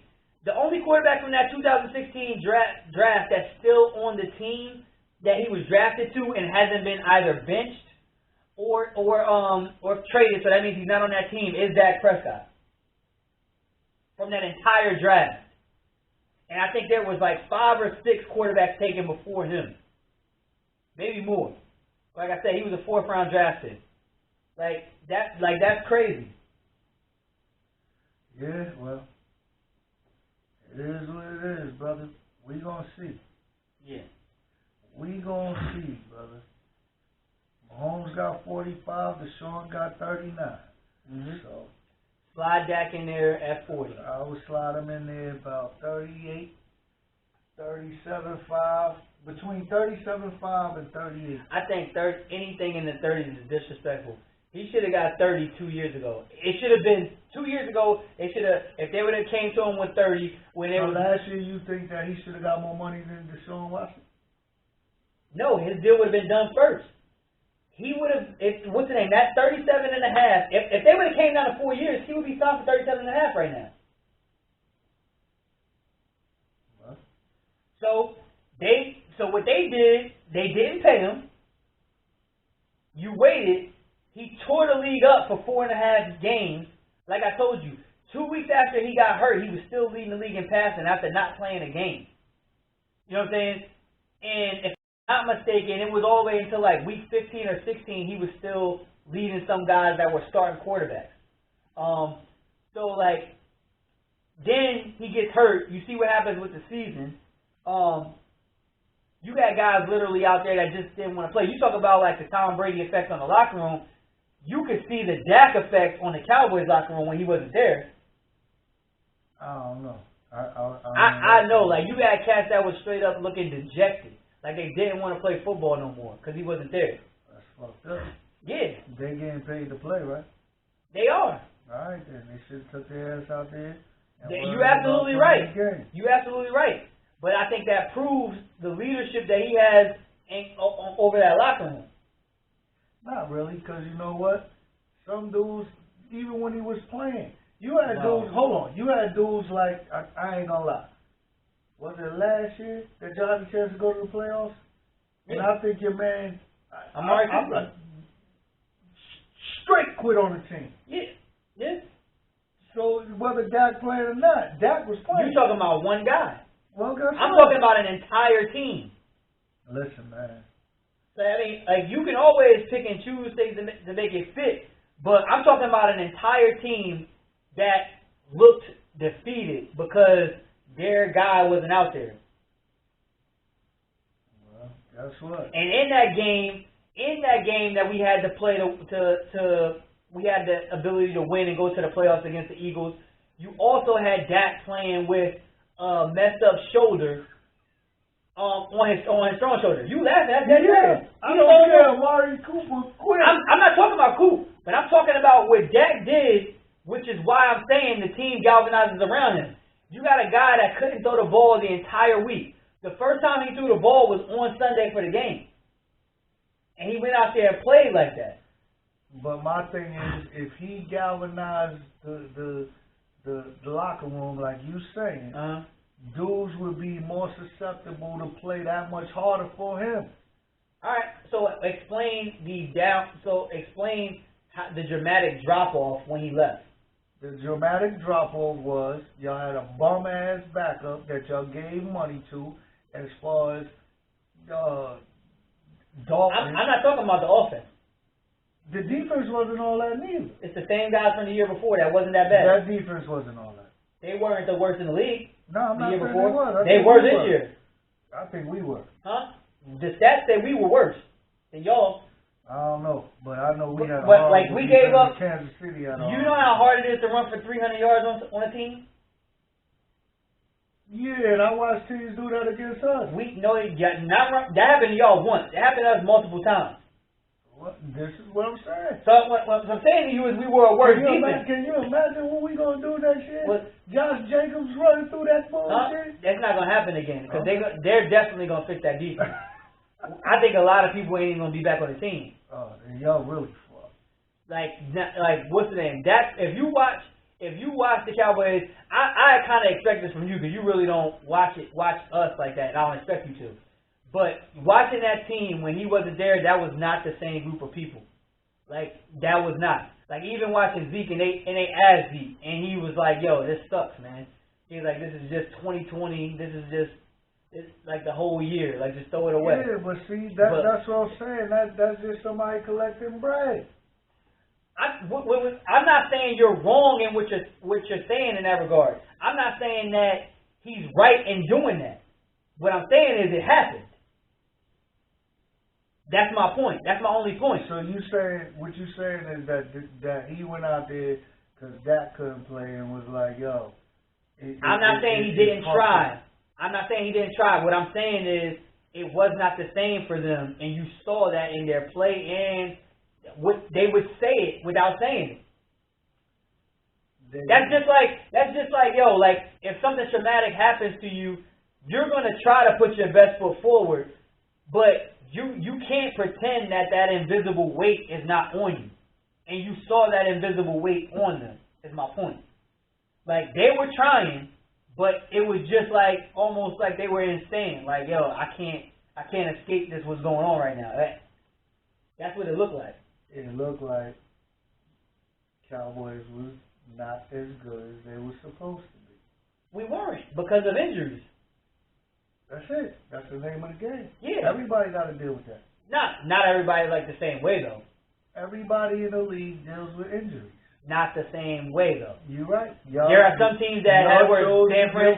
No, what I'm saying is That's not what I'm talking about. I'm talking about like San Fran, the amount of injuries that they sustain. That's different than you dealing with injuries in a season. The normal amount of injuries. They lost their entire defensive line. Right. That thing that made them the great team they were. Did that stop them? Yeah, to stop them from going to the playoffs. No, but did it stop them from playing hard? You're changing the argument. I said you're right in that regard. Okay. The Philadelphia Eagles, what happened on their offensive line? The amount of changes that they had to make. That's not normal. Our offensive line and everywhere else. Like the fact that you're playing a game with your starting tackles are your 5th and 6th guys on your line. Your all-pro right tackle has to go out and play. Your all-pro right guard has to go out and play tackle because of the amount of injuries. I don't want to hear this bullshit. This is football. Listen, what I'm saying? What it is. Everybody got the same. Everybody doesn't deal with that.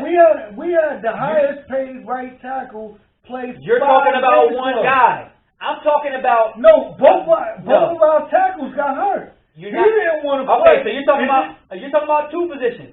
I'm talking about 4 of your 5 starting linemen not playing. 2 of them you didn't even go into the season with. Your all pros, and we're talking about all pros. You talking about guys that were starters for you. Our all pro center retired. Brown ain't an all pro? Not right now. Because he didn't want to play. All pro center retired right before the season unexpectedly. Your right tackle, who was a Pro Bowler, he comes in out of shape and messes up the. So was it because of injuries or was it because of that y'all played the way y'all played? I'm talking about the injuries and that. Okay, so guess what? That was an injury. All right then, but you said that was an injury. His leadership in the locker room showed on their. I don't understand how you don't see that. The bottom line is you had dudes out there getting money. They getting paid. You changing what I'm talking about.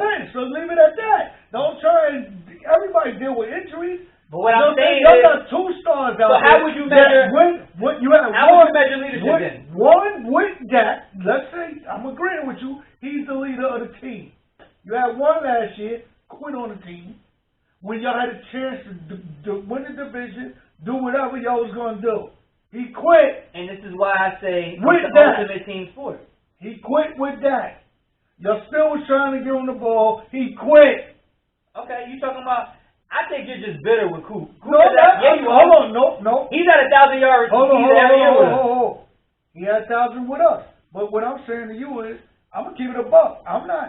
Don't say that I'm frustrated with Cooper because him coming out of college, I didn't want him. If you remember. Okay. You told me about it. You was like, yo, I think he's the best wide receiver. I didn't think so. I think he's top 2 or 3 route runners in the NFL now. He might be. But that give up shit is bullshit to me. Nah, it is. But how do you measure leadership? How can you measure leadership? What do you look at to determine leadership?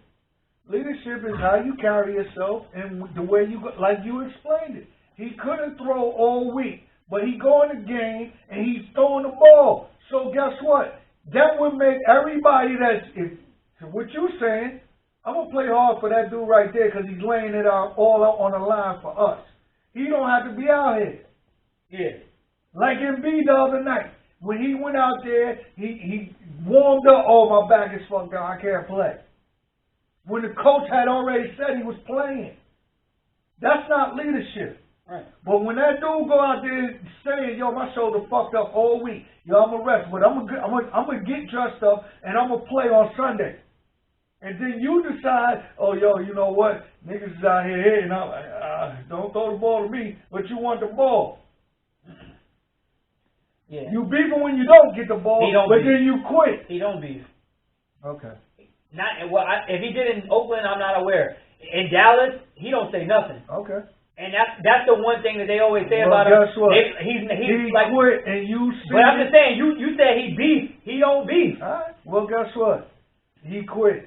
I seen that. I mean, he damn sure don't beef. That's the one thing I think we are lucky about. I tell you, with the Cowboys, we don't have any diva. The one thing I can say, that is diva shit if you quit. No, I'm talking about diva from the sense of complaining about not getting the ball. Well, guess what? You said he was beefing. He's one of those dudes that anybody that will tell you, like you reading tweets, the one knock on the dude is like he's out there and don't care. I think that it's perceived that he don't care because of his demeanor. I do agree with you. He quit in the Eagles game though. He quit in the Patriots game too. This is my point. It's more. It happened more than one time. Yeah. So that is just somebody just gonna say you don't care. You quitting on the team. Yeah. Dude's out here balling and you're quitting. Yeah. Shit like that make you want to punch somebody in their face. Yeah. Yeah. I agree with you. Like, yo, son, I'm out here balling. I'm out here risking my health, and you gonna quit? No, I agree with you. When we get in this locker room, I'm gonna fuck you up. Yeah. Come on, man. You can't respect people like that. And that ain't got nothing to do with just him. That's anybody. No. Any sport you playing. Well, I mean, it doesn't even have to be sports. It's just anything. Yeah, anything you're doing. Yeah. But it's more so in sports because that's the one thing that you have to rely on somebody in. In sports, more than likely, unless you play golf or some shit like that, that's straight up and down you playing against the course, you gotta rely on somebody else to help you out. Yeah. And if I'm going out here and busting my ass and doing what I gotta do, you know what I'm saying, and you coming out here bullshitting, yo, I'm tight. Yeah. I agree with you. And that's diva shit to me that you want to quit. Nah, I wouldn't call that diva shit. I would call that like punk shit. Okay, then he a punk then, whatever you want to call it. Because I think it's a situation where, like with Coop, the games that he didn't have good games, there was a specific, like the one year was like away games. It was that last year, I think it was. Yeah, it was last year. Not this past season. The season just passed 2019. It was like every time we were like he would at home, he would light it up. We were away, he didn't have a good game. The games that he was especially bad in were like cold games. Like the Stephon Gilmore game, it was raining and everything. And I was just like, yo, like Stephon Gilmore looked like he just straight punked him. Like he was jamming him on the line and he wasn't running no routes. Like that was bad. And then the Eagles game, that was the last game of the year. He got hit. Huh? He didn't get hit. Somebody hit him in that game. No, he didn't. He never looked good in that game because at the end of the game they took him out. Right. He got hit early in the game, and he did not want to play no more. He didn't get hit. All right. Go back and look at it. Nah, it was early in the game. Stephon Gilmore was just physical with him at the line.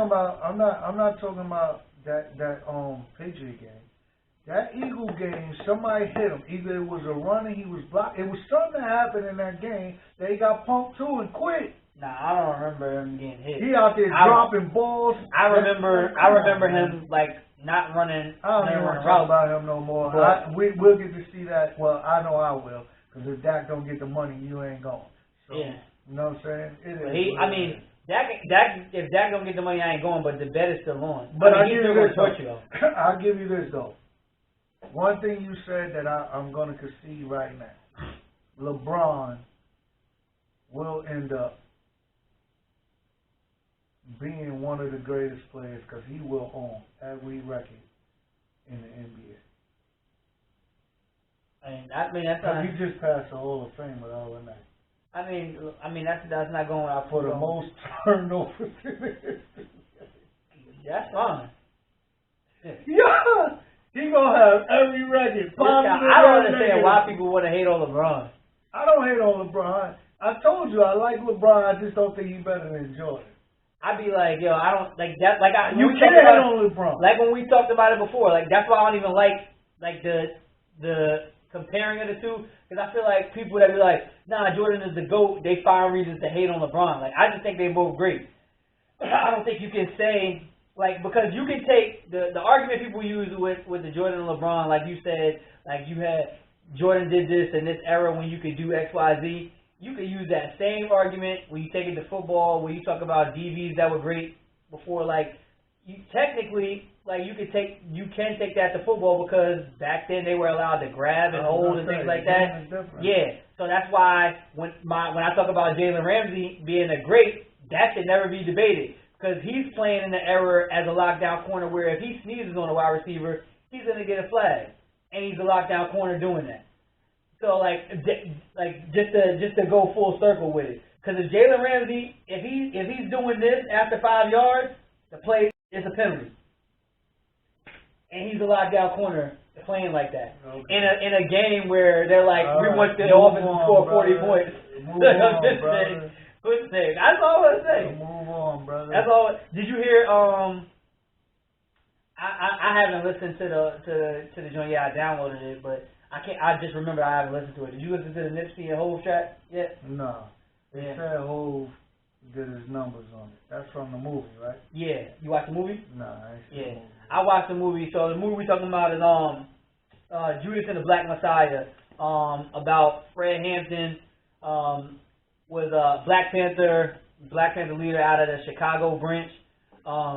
If you want to read the book, there's a book that tells his story, but it tells the story from the perspective of the lawyer that was investigating the FBI in regards to their assassination of Fred Hampton.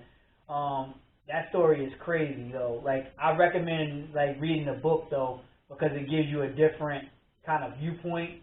And the lawyer story is crazy. When they were going in and all these court proceedings and things like that, and how the FBI tried to get things swept under the rug and all of that in regards to the situation. That whole situation is crazy though. For him to be as much stuff as he accomplished and to be assassinated at 21 and the impact that he had on this world at that young of an age, that's crazy.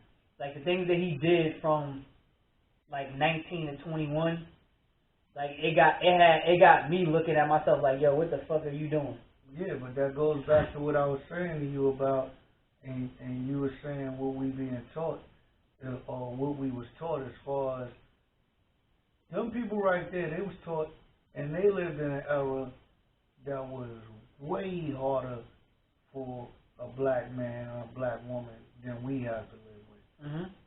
So for us to not want to understand what self-love and self-respect is and should be about, to raise ourselves up, like I said, you can't sit at the table and discuss certain things. And I thought about this today when they was discussing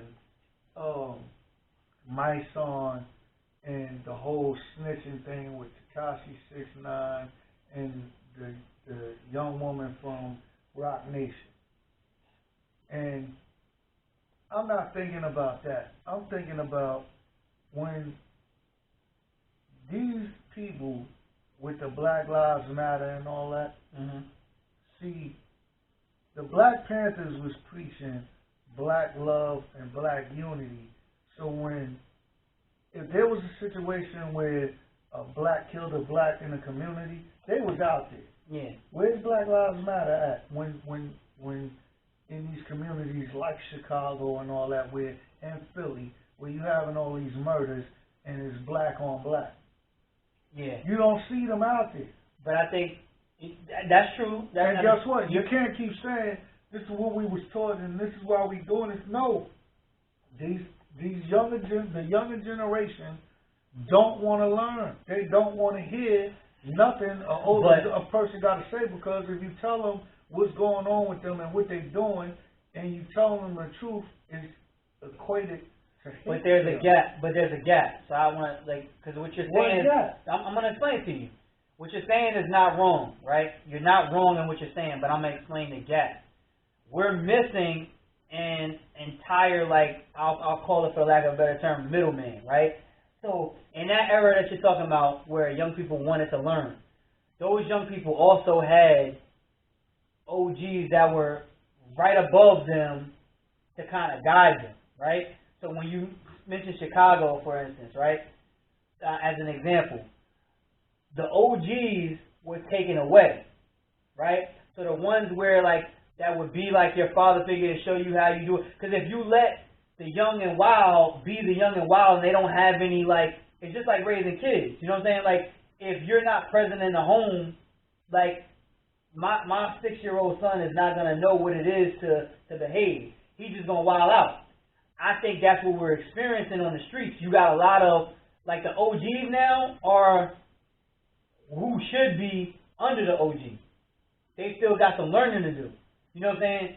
So what you have is they're learning on the fly and they're dealing with, like, all these emotions and things like that because they don't know, they don't really understand what's going on to them, and they don't have nobody over them to be like, yo, chill out, young fella, this is what's going on, like, don't do that. The people who are talking to them like that aren't the ones that are right above them. They're the ones that are they're supposed OG, and there's a gap. So now when this OG is talking to the young generation, they like, nigga, you don't know me. You know what I'm saying? Like, my OG is in jail. You know what I'm saying? So, like, I never, there's like a chain of command. The chain of command, I never had a conversation with you. So you can't come to my corner or my project and tell me how I'm supposed to be. Like, you don't know me. But I disagree with you from this standpoint here. That's really not true, because if you want knowledge, that knowledge could come from anywhere. If you watching a revolving... But you don't know what knowledge is, though. Listen, if somebody's trying to impart knowledge on you that's other than the ignorance that you're dealing with, then guess what? That should tell you. Your OG, but if you're ignorant... Hold on. Yeah. Your OG is in jail, like you said. Mm-hmm. And he's still telling you to do certain things. And this goes to the music that they're pumping in our communities. Look at all of these kids that's doing the music. Like, look at what's going on with every rapper right now.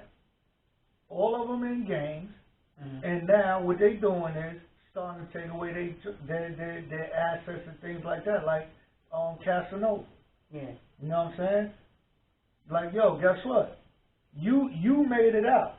But you want to come back, like you said, you saying it's a gap. He's preaching on one hand, yeah, because I'm with Hov and them, this, that, and the third, like this is what life is about.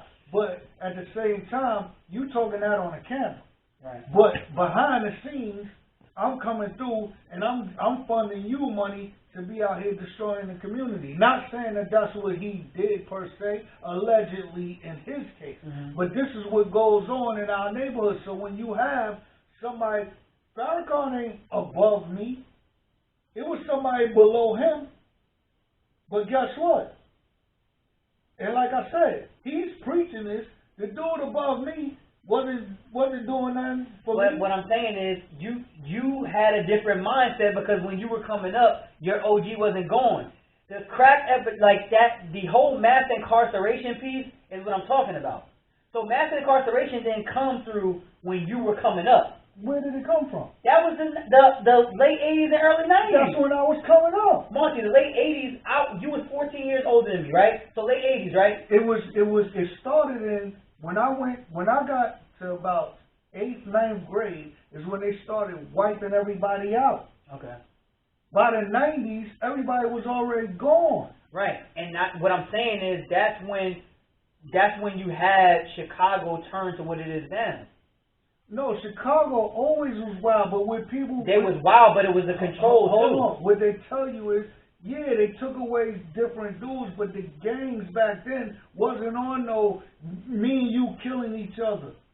It was, yo, guess what? We here to protect what's ours. We don't need police coming in our community doing anything. Mm-hmm. But because we're not doing that to our own community. Mm-hmm. So then what happened? They started flooding the neighborhoods, the underprivileged neighborhoods with drugs and guns.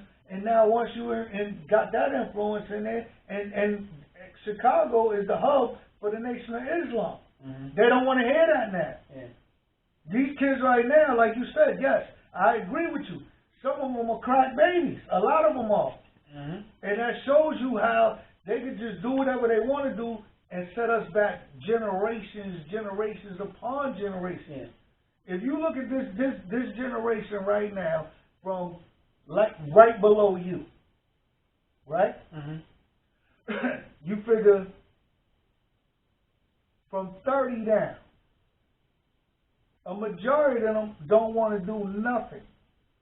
Yeah, but I think the generation that's of the age of what a Fred Hampton was when he was assassinated at 21, I think your 18 to 21 1-year-olds right now are going to be the leaders of the next wave. Because I think just like you see in kids, period. Like I think as we grow older, like we lose our ability to dream. We gain experience in life, and experience in life instills fear in us, right? Whether we want to call it fear or not. We won't do certain things, whether it's like, I'll take it to like start businesses. We won't just take risks, because as you get older, you start to think of everything that could go wrong. When you're like 18 to 21, you're not really thinking about that because you haven't experienced enough of life. So your 18 to 21-year-olds are going to be more likely the ones that are not scared of any like repercussions or thinking about any repercussions for whatever saying whatever they want to say. If they feel something's wrong, they're going to say that, right? Whereas more so people my age and your age who have been conditioned over time are, before we say anything or do anything in response to whatever we may feel, whatever movement we may think is right, we're going to think about everything that could potentially go wrong and potentially scare ourselves from doing whatever we sat down originally to be like, all right, I'm about to do this. But when you're 18 and 21 years old, you don't really think like that. Just like when you watch little kids. As far as what? With anything. When you're 18 to 21 years old, you're more, that's what they call like young, wild, and free. You're more like off the whim, like I'm doing this. Like just like when you were a kid, like you think you can be anything. You know what I'm saying? Like, I'll give you an example. Like this is a funny example. Like CJ in the backyard one day, he did a flip at the bounce house, right? Mm-hmm. So he's standing in the backyard, and he's like, "Daddy, I'm gonna do a flip." Mm-hmm. So I was like, "All right." And he's standing there.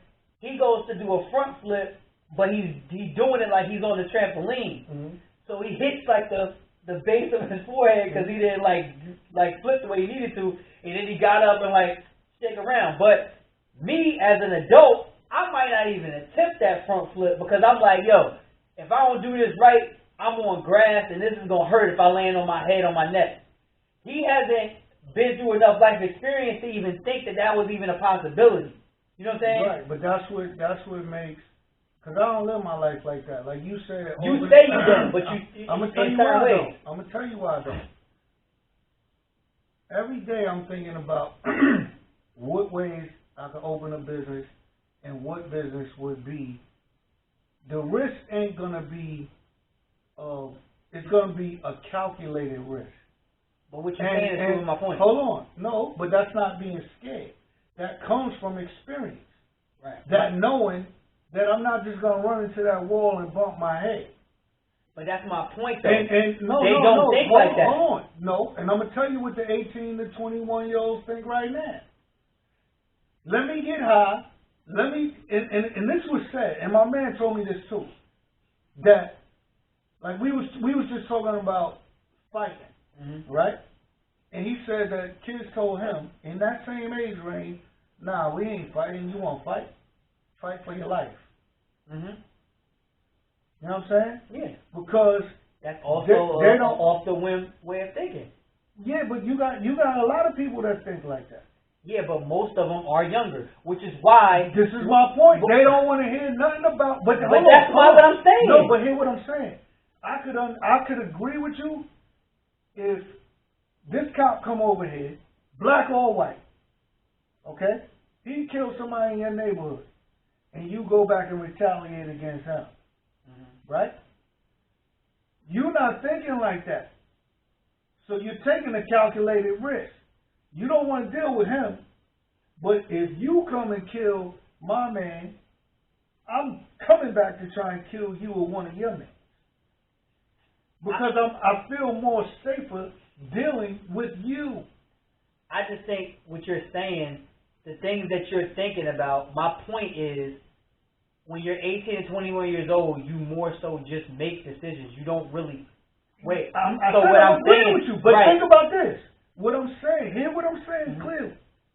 If I'm just blatantly making a decision without thinking about the consequences, you wouldn't have so much cops killing people in the neighborhood because it would be a retaliation. That's what's going on with guys like in the Black Panther Party and things of that nature. It was retaliation. Right. But my thing is, my over-encompassing, like, my point is, they were doing that, and I don't want to say like that it's just off the whim, because that was a well-oiled machine. That was well thought out. Yeah, but what I'm saying is, when you're at that age, you don't have enough experience in life to fear certain things. As an adult, when you get to like your 30s and 40s and things like that, there's some things that they did that I don't think 30s and 40-year-old people would be able to do. Like what? Like, let me see. Do you realize the more experience you have? But why don't we see it then? Why don't we see it? Right. I just told you why, and I gave you the example. That's why I told you, pay attention to what I'm saying. We want to go around marching and saying, yeah, kumbaya. But if you did what that cop over there came in our community and did, we can't wait to kill you or one of your people for it. Right. Now, hold on. Now, that kid ain't doing that. So if he's just, let me tell you something. Experience makes you much wiser, and it removes all fear.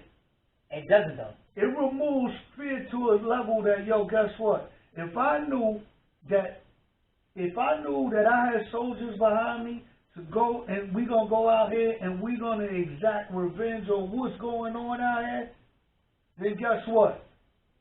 Like you said, it's more people. I don't think people got older and got scared. I think them same people when they were younger were scared. All right. So why do you think? So like taking it to another thing, right? So let's say not fear, right? Why do you think when people get older they stop pursuing their dreams?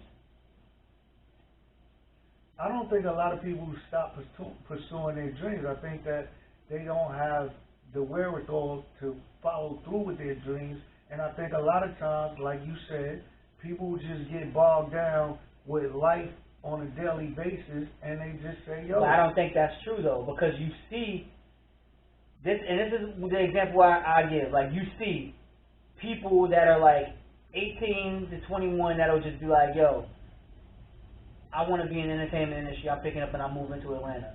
I'm picking up and I'm moving to LA.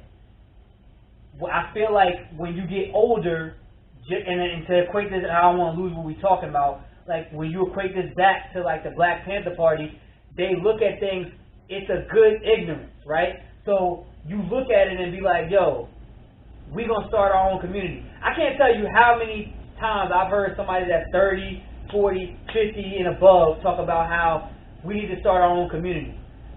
These 18 to 21-year-old kids did that. They had a breakfast program, they had an education system and all of that. But you got people with more experience, like you're saying, that's talking about we need to do that, but talking about we need to do that. But they had that. Huh? And that started, what I'm saying is they was run by 18 to 21-year-olds. But they had that coming from Huey Newton and them. They were young too. Listen, this is my point. But now, right now, what I'm saying to you is, 18-year-olds right now ain't saying, I'm going to go get some money. They not. And yo, but neither are 30 and 40-year-olds. 30 and 40-year-olds are saying, guess what? If we want to do something, they're going to fuck around. The younger generation is going to fuck around and fuck my shit up because they scared to go over there and fuck their shit up. But this, so look at what we do. This is what I'll tie both of them. Think about what we do. Mm-hmm. When the protest is going on, right? Right. Them same young kids will go and burn up everything that they got to shop tomorrow. All right. So what's the solution? Because the solution is always the same thing: education. Right. But we keep saying education. Like, all of that sounds good. We've been saying that for a while, but nothing ever gets in. Because nobody want to accept education, because everybody got their belief on what they feel. Right, so I'm asking you, like, what's the solution? I told you this in what was it, the first or second episode, when you got a person, like I said, I do not follow the dude like that, but you got a dude like a Farrakhan. Back then you had Malcolm X and you had Martin Luther King, which I found out today that I didn't know, that Martin started getting paid to do those marches, and he had to come back and tell Malcolm X that he sent all his followers into a burning building because he started getting paid. So now once we get infiltrated, what we do is we want to look at, okay, the grass is greener over there, instead of saying let's cultivate our own land. You got people that fighting right now. Do you know that they fighting right now for reparations for us? That the Jews got reparations for something that America had nothing to do with. Right, but everything you're saying right now is kind of pointing to what I'm saying and why I think and maybe it's not the people that's 18 to 21. Maybe it's somewhere even younger than them. They're going to be the leaders of it, of the revolution, because what we do, the people who are here now that are older, it's like you saying. Everything you saying makes sense. But ain't nobody doing it. Yes, they are. When they tried to start the revolution, what did the younger crowd do? So you didn't get started. Hold on. I'm not saying... Hold on. No, what I'm saying is... All right. They said the revolution will never be televised. Right. You started watching the revolution be started and the younger generation come behind the older people saying, yo, guess what? We going out here marching. Now, whether it was peaceful marching, whether it was violent marching, whatever it was going to come of it, it was older people doing it. And what was the younger people doing? Oh, I'm going to go over here and I'm going to get some sneakers. I'm going to get some jewelry. They're not looking at it as from a standpoint of what happens today affects tomorrow. You know why? Because they could care less about tomorrow. They don't want to know what you know. All they want to know about is, yo, guess what? I'm going to smoke on this. I'm going to do this. I'm going to drink on this. And, yo, if he come over here, I'm going to kill him. But if he come over here and kill somebody, I'm chill. And see, the only way you will understand that is to be able to talk to these people. And see, I speak to the young boys when I go back home because I know more of them. And you know what they tell me? Yo, wow, this is a different era, man. And we don't care about that. Police gonna do what they do, man. I gotta do my time. Yo, I don't give a fuck about Donald Trump. I don't give a fuck about Biden. I don't give a fuck about Obama. They don't want to know that. Right, but I also think that, like, the danger in saying, like, I feel like we kind of just give up, where it's like, yo, alright, they don't want to know, so forget it. And I'm not saying that may be where it has to go, but it's not. But you got to talk to young people to see where. I mean, that's a given. I think when you talk to young people, you will know where their mindset is. Their mindset is, yo, I'm living for today. I don't care about tomorrow. I don't care if, yo, you telling me. I think that's the young mindset. That's always been the young mindset. That's not true. Yes, it is. That goes back to my original point as far as they don't weigh consequences. That's living for today. But hold on. You just talked about the Black Panther Party. Right. That they were young. That carried all the way up until the crack era. People look at but the leaders of that, you had them saying that they were going to die. So they were living for the now. They were doing everything for right now. But they was living for today, for a better tomorrow. These kids ain't looking at for tomorrow. They living for today. And if tomorrow comes, and that's not so be it. What I'm saying. What I'm saying as far as where their mindset is, I don't blame that on them. Who do you blame that on? I honestly don't know who we blame it on. Because I think their mindset is that way. It's because they don't have any. They haven't had sustained guidance. Listen, you got people that got you got older gentlemen that's older than me that are stable in neighborhoods across this country that will try and talk to young men.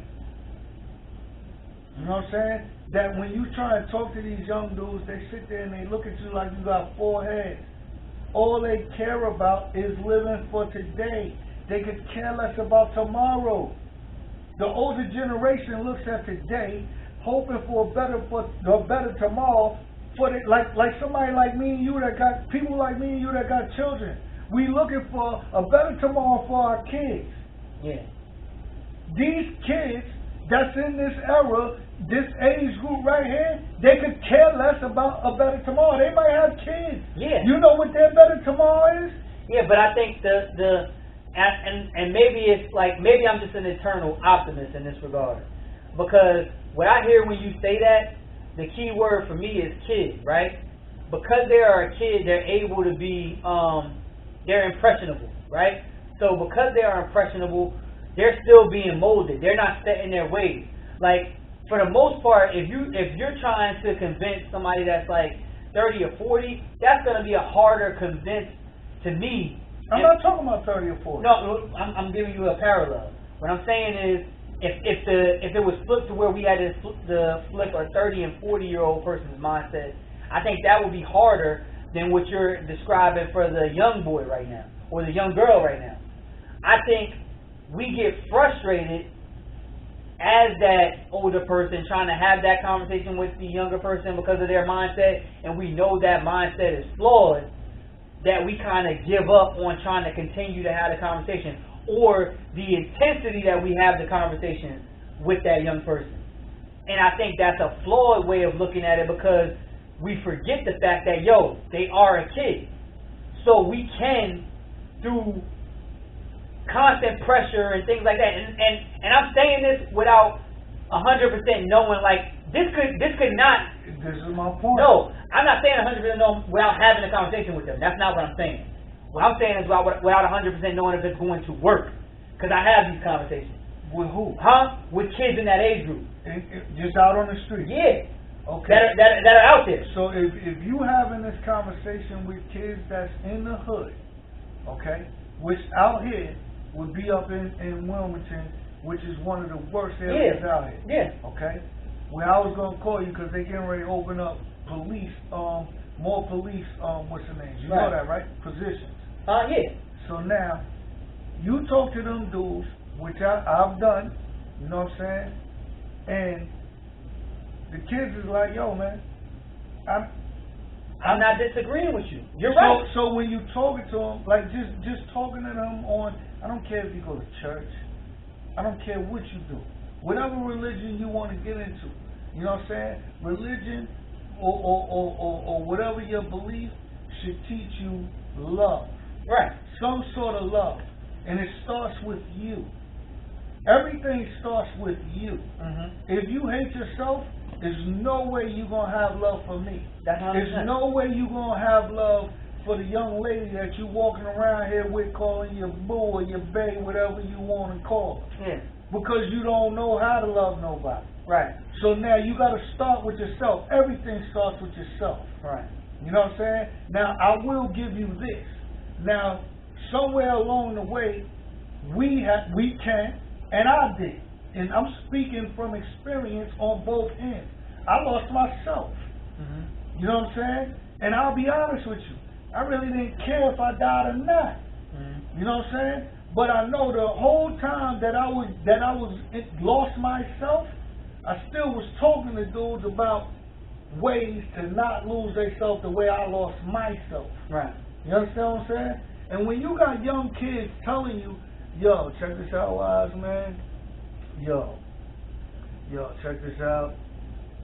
Yo, I ain't going to church. All right, take these lessons then. And me and you can go over these lessons. Man, I don't want to hear that shit. All right, well, yo, go to the mosque. You can go in the mosque. You ain't got to give them no money. Just listen to the word.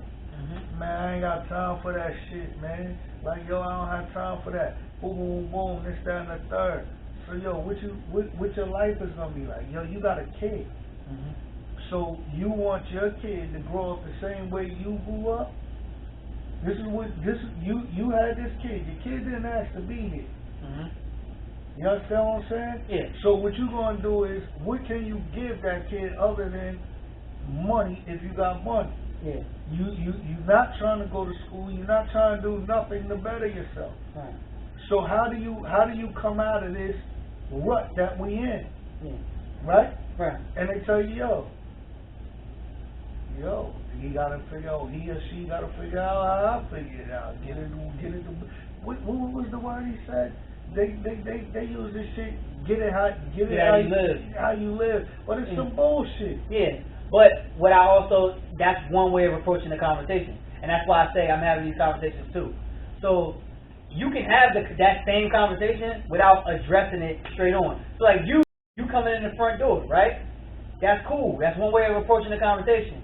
Me knowing that they ain't trying to hear that, I might pull up on you and we just kick it and never talk about that. True. But with how I'm going to, and I use the word minister, not talking about church. I use the word because you can minister to somebody by just being in their presence and then watching how you move. Mm-hmm. So you can minister to somebody in that regard just by handling your business and taking them with you when you're handling your business. Right? So you can take somebody under the wing and they not even know that they under the wing. Mm-hmm. You know what I'm saying? Like, yo, come with me to go do this. Right? They don't know why they with you, but you purposely got them with you so while they're doing this, so you expose them to that. Right? So they're seeing different things. Mm-hmm. Yo, come holler at me, come kick it. Like we might just eat lunch. Mm-hmm. You know what I'm saying? But we eating lunch and I'm talking to you and I'm not talking to you about the shit that the cats that you hanging out with is talking to you about. And it ain't about, I'm not talking to you about like, yo, you shouldn't be doing this, you shouldn't be doing that. I'm talking to you about whatever. Like I want you to laugh. You know what I'm saying? I want you to just be regular. Like we ain't got to talk about no street shit, why the streets ain't good for you or nothing like that. But I'm going to minister that to you through my spirit. Mm-hmm. You know what I'm saying? And that's another way to approach the conversation. So like that might be going in the back door. So my point is like we know they don't want to hear the conversation, but that can't stop us because we have experience. You know what I'm saying? We can't allow that to weigh us down and make us be like, yo, they a lost cause. No, I'm not saying do that neither. But what I'm saying is, even if you're not saying it, I feel like as a culture, we are saying it. But we saying it to ourselves, period. Not a younger race or nothing. I'm not talking about a younger generation. We say it to ourselves. Mm-hmm. You know how hard it is for one black man to tell another black man I love you without, and this is the craziest but thing. But it shouldn't be. Hold on. But what I'm telling you is, it's the nature of us as a people. Yeah. Because the older people are trying to tell the younger people, like I tell dudes all the time, I'm grown. I don't do that no homo shit. Mm-hmm. So I'm not talking to you on no homosexuality or nothing like that when I'm talking to you. Mm-hmm. You know what I'm saying? And me as a coach for all the years that I coached, you know what I'm saying? You got people in Mount Vernon that will tell you straight up and down, Wise never talked to me. And you played against a dude that told me, he pulled up on me, I was standing on the corner one night, and he came through. Everybody knew who he was. I didn't know who he was in the club. Dark tints, everything. Music bumping. He circled the corner, boom. When he came back around and they seen him coming up the block, they was like, yo, man, it's time to go inside. He getting ready to air this whole shit out, right? So I'm like, oh, man, like, you know what I'm saying? So now I'm starting to walk to my car. You know what I'm saying? He pulled up and was like, yo, Wise. I was like, yo, what up? Who that? And he rolled the window down. He was like, yo, these dudes out here treating you right? I was like, yo, I'm good. You know what I mean? It's all love, you know what I'm saying? Come on, baby, this is where we all grew up at. You know, I'm talking to him. Like, yo, what's going on? You all right? He was like, yo, I just want to let you know. He gave me his hand. He was like, yo, you was right, man. And I was like, right about what? And he was like, yo, man, you always said, you know what I'm saying, don't fall victim to the streets because the streets don't love you and y'all stuck. Mm-hmm. And you know where this kid is at right now? Where? He's doing life. Mm-hmm. He's doing life. Then you got other cats. Like when I got hired on the fire department, people knew my background. You know what I'm saying? And you know the thing about it? A lot of dudes looked at that as, yo, I could do that. Mm-hmm. Like you said, the back door. Now, I'm bringing them around the firehouse. You know what I'm saying? But then you know what started happening? People that I grew up with would see them Oh, you think he better than me? You think Wise better than me? Cause yo, he got a fire department job and all this shit. He ain't shit. Yeah, but that's always gonna be there. And this is what I'm saying. So now you got, like you said, impressionable. They looking at me, showing them without saying anything. I'm bringing applications in the hood. Yeah. Because somebody did that for me. And this is what I'm saying. They have to want it. They have to want it. And then when the ones that make it, half of them is on there like this. Yo, I just, because they ask you this kind of shit when you get on the job. Yo, what made you take the job?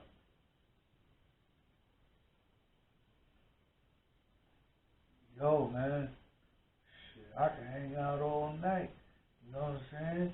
Yo, the hours is crazy. Now you got dudes, real talk, like I said, between that 18 and to 30 age. You feel me? You know what these dudes do? Can't come to work on time. They AWOL.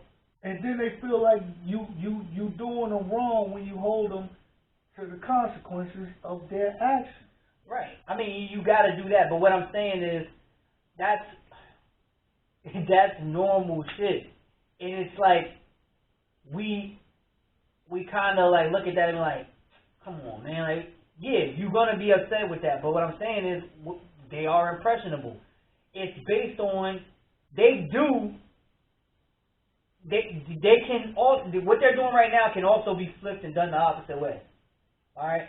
So that's my only point. And yes, they have to want to do that, but some of them will. You know what I'm saying? And in my opinion, if one of them does, it's worth it. Right. You know what I'm saying?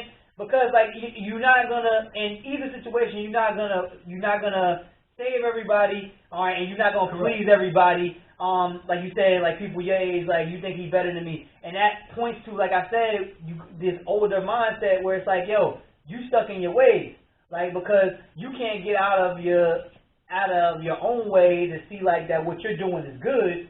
You just on it like whatever feelings you have about the entire situation. Now you're gonna mess up the young boys because you emotional about something else. And you know what the young boys not realizing, and because we've been on 2.5 hours, so we need to continue with this topic next week. But I'm gonna end it with this. We gotta realize this too. We in a time where I might have made a mistake in the 80s or the 90s, right? It's affecting me to this day. And in one way, it's affecting me. We're not getting into what happened or whatever. Yeah, no. But it's affecting me in one way, right? But it didn't stop me.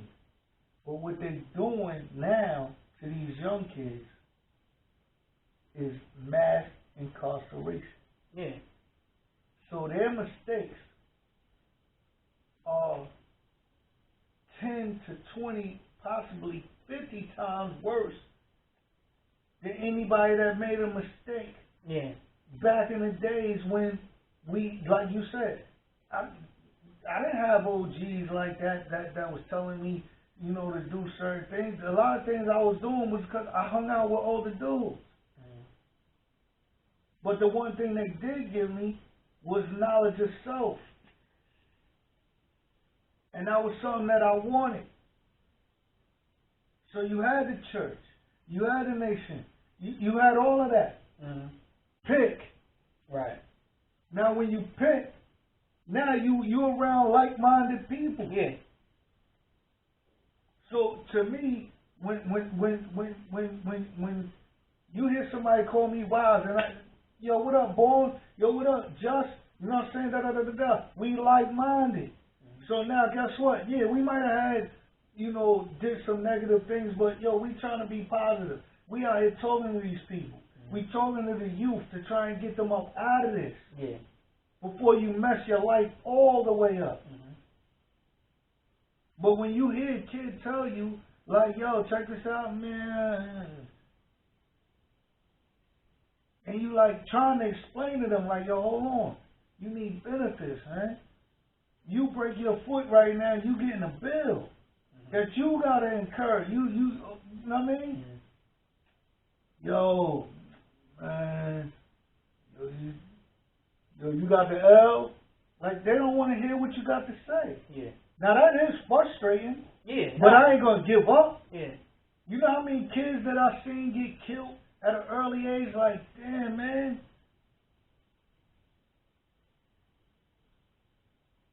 Well, we need to continue this, man, because this is a great topic right here, man. Nah, it is.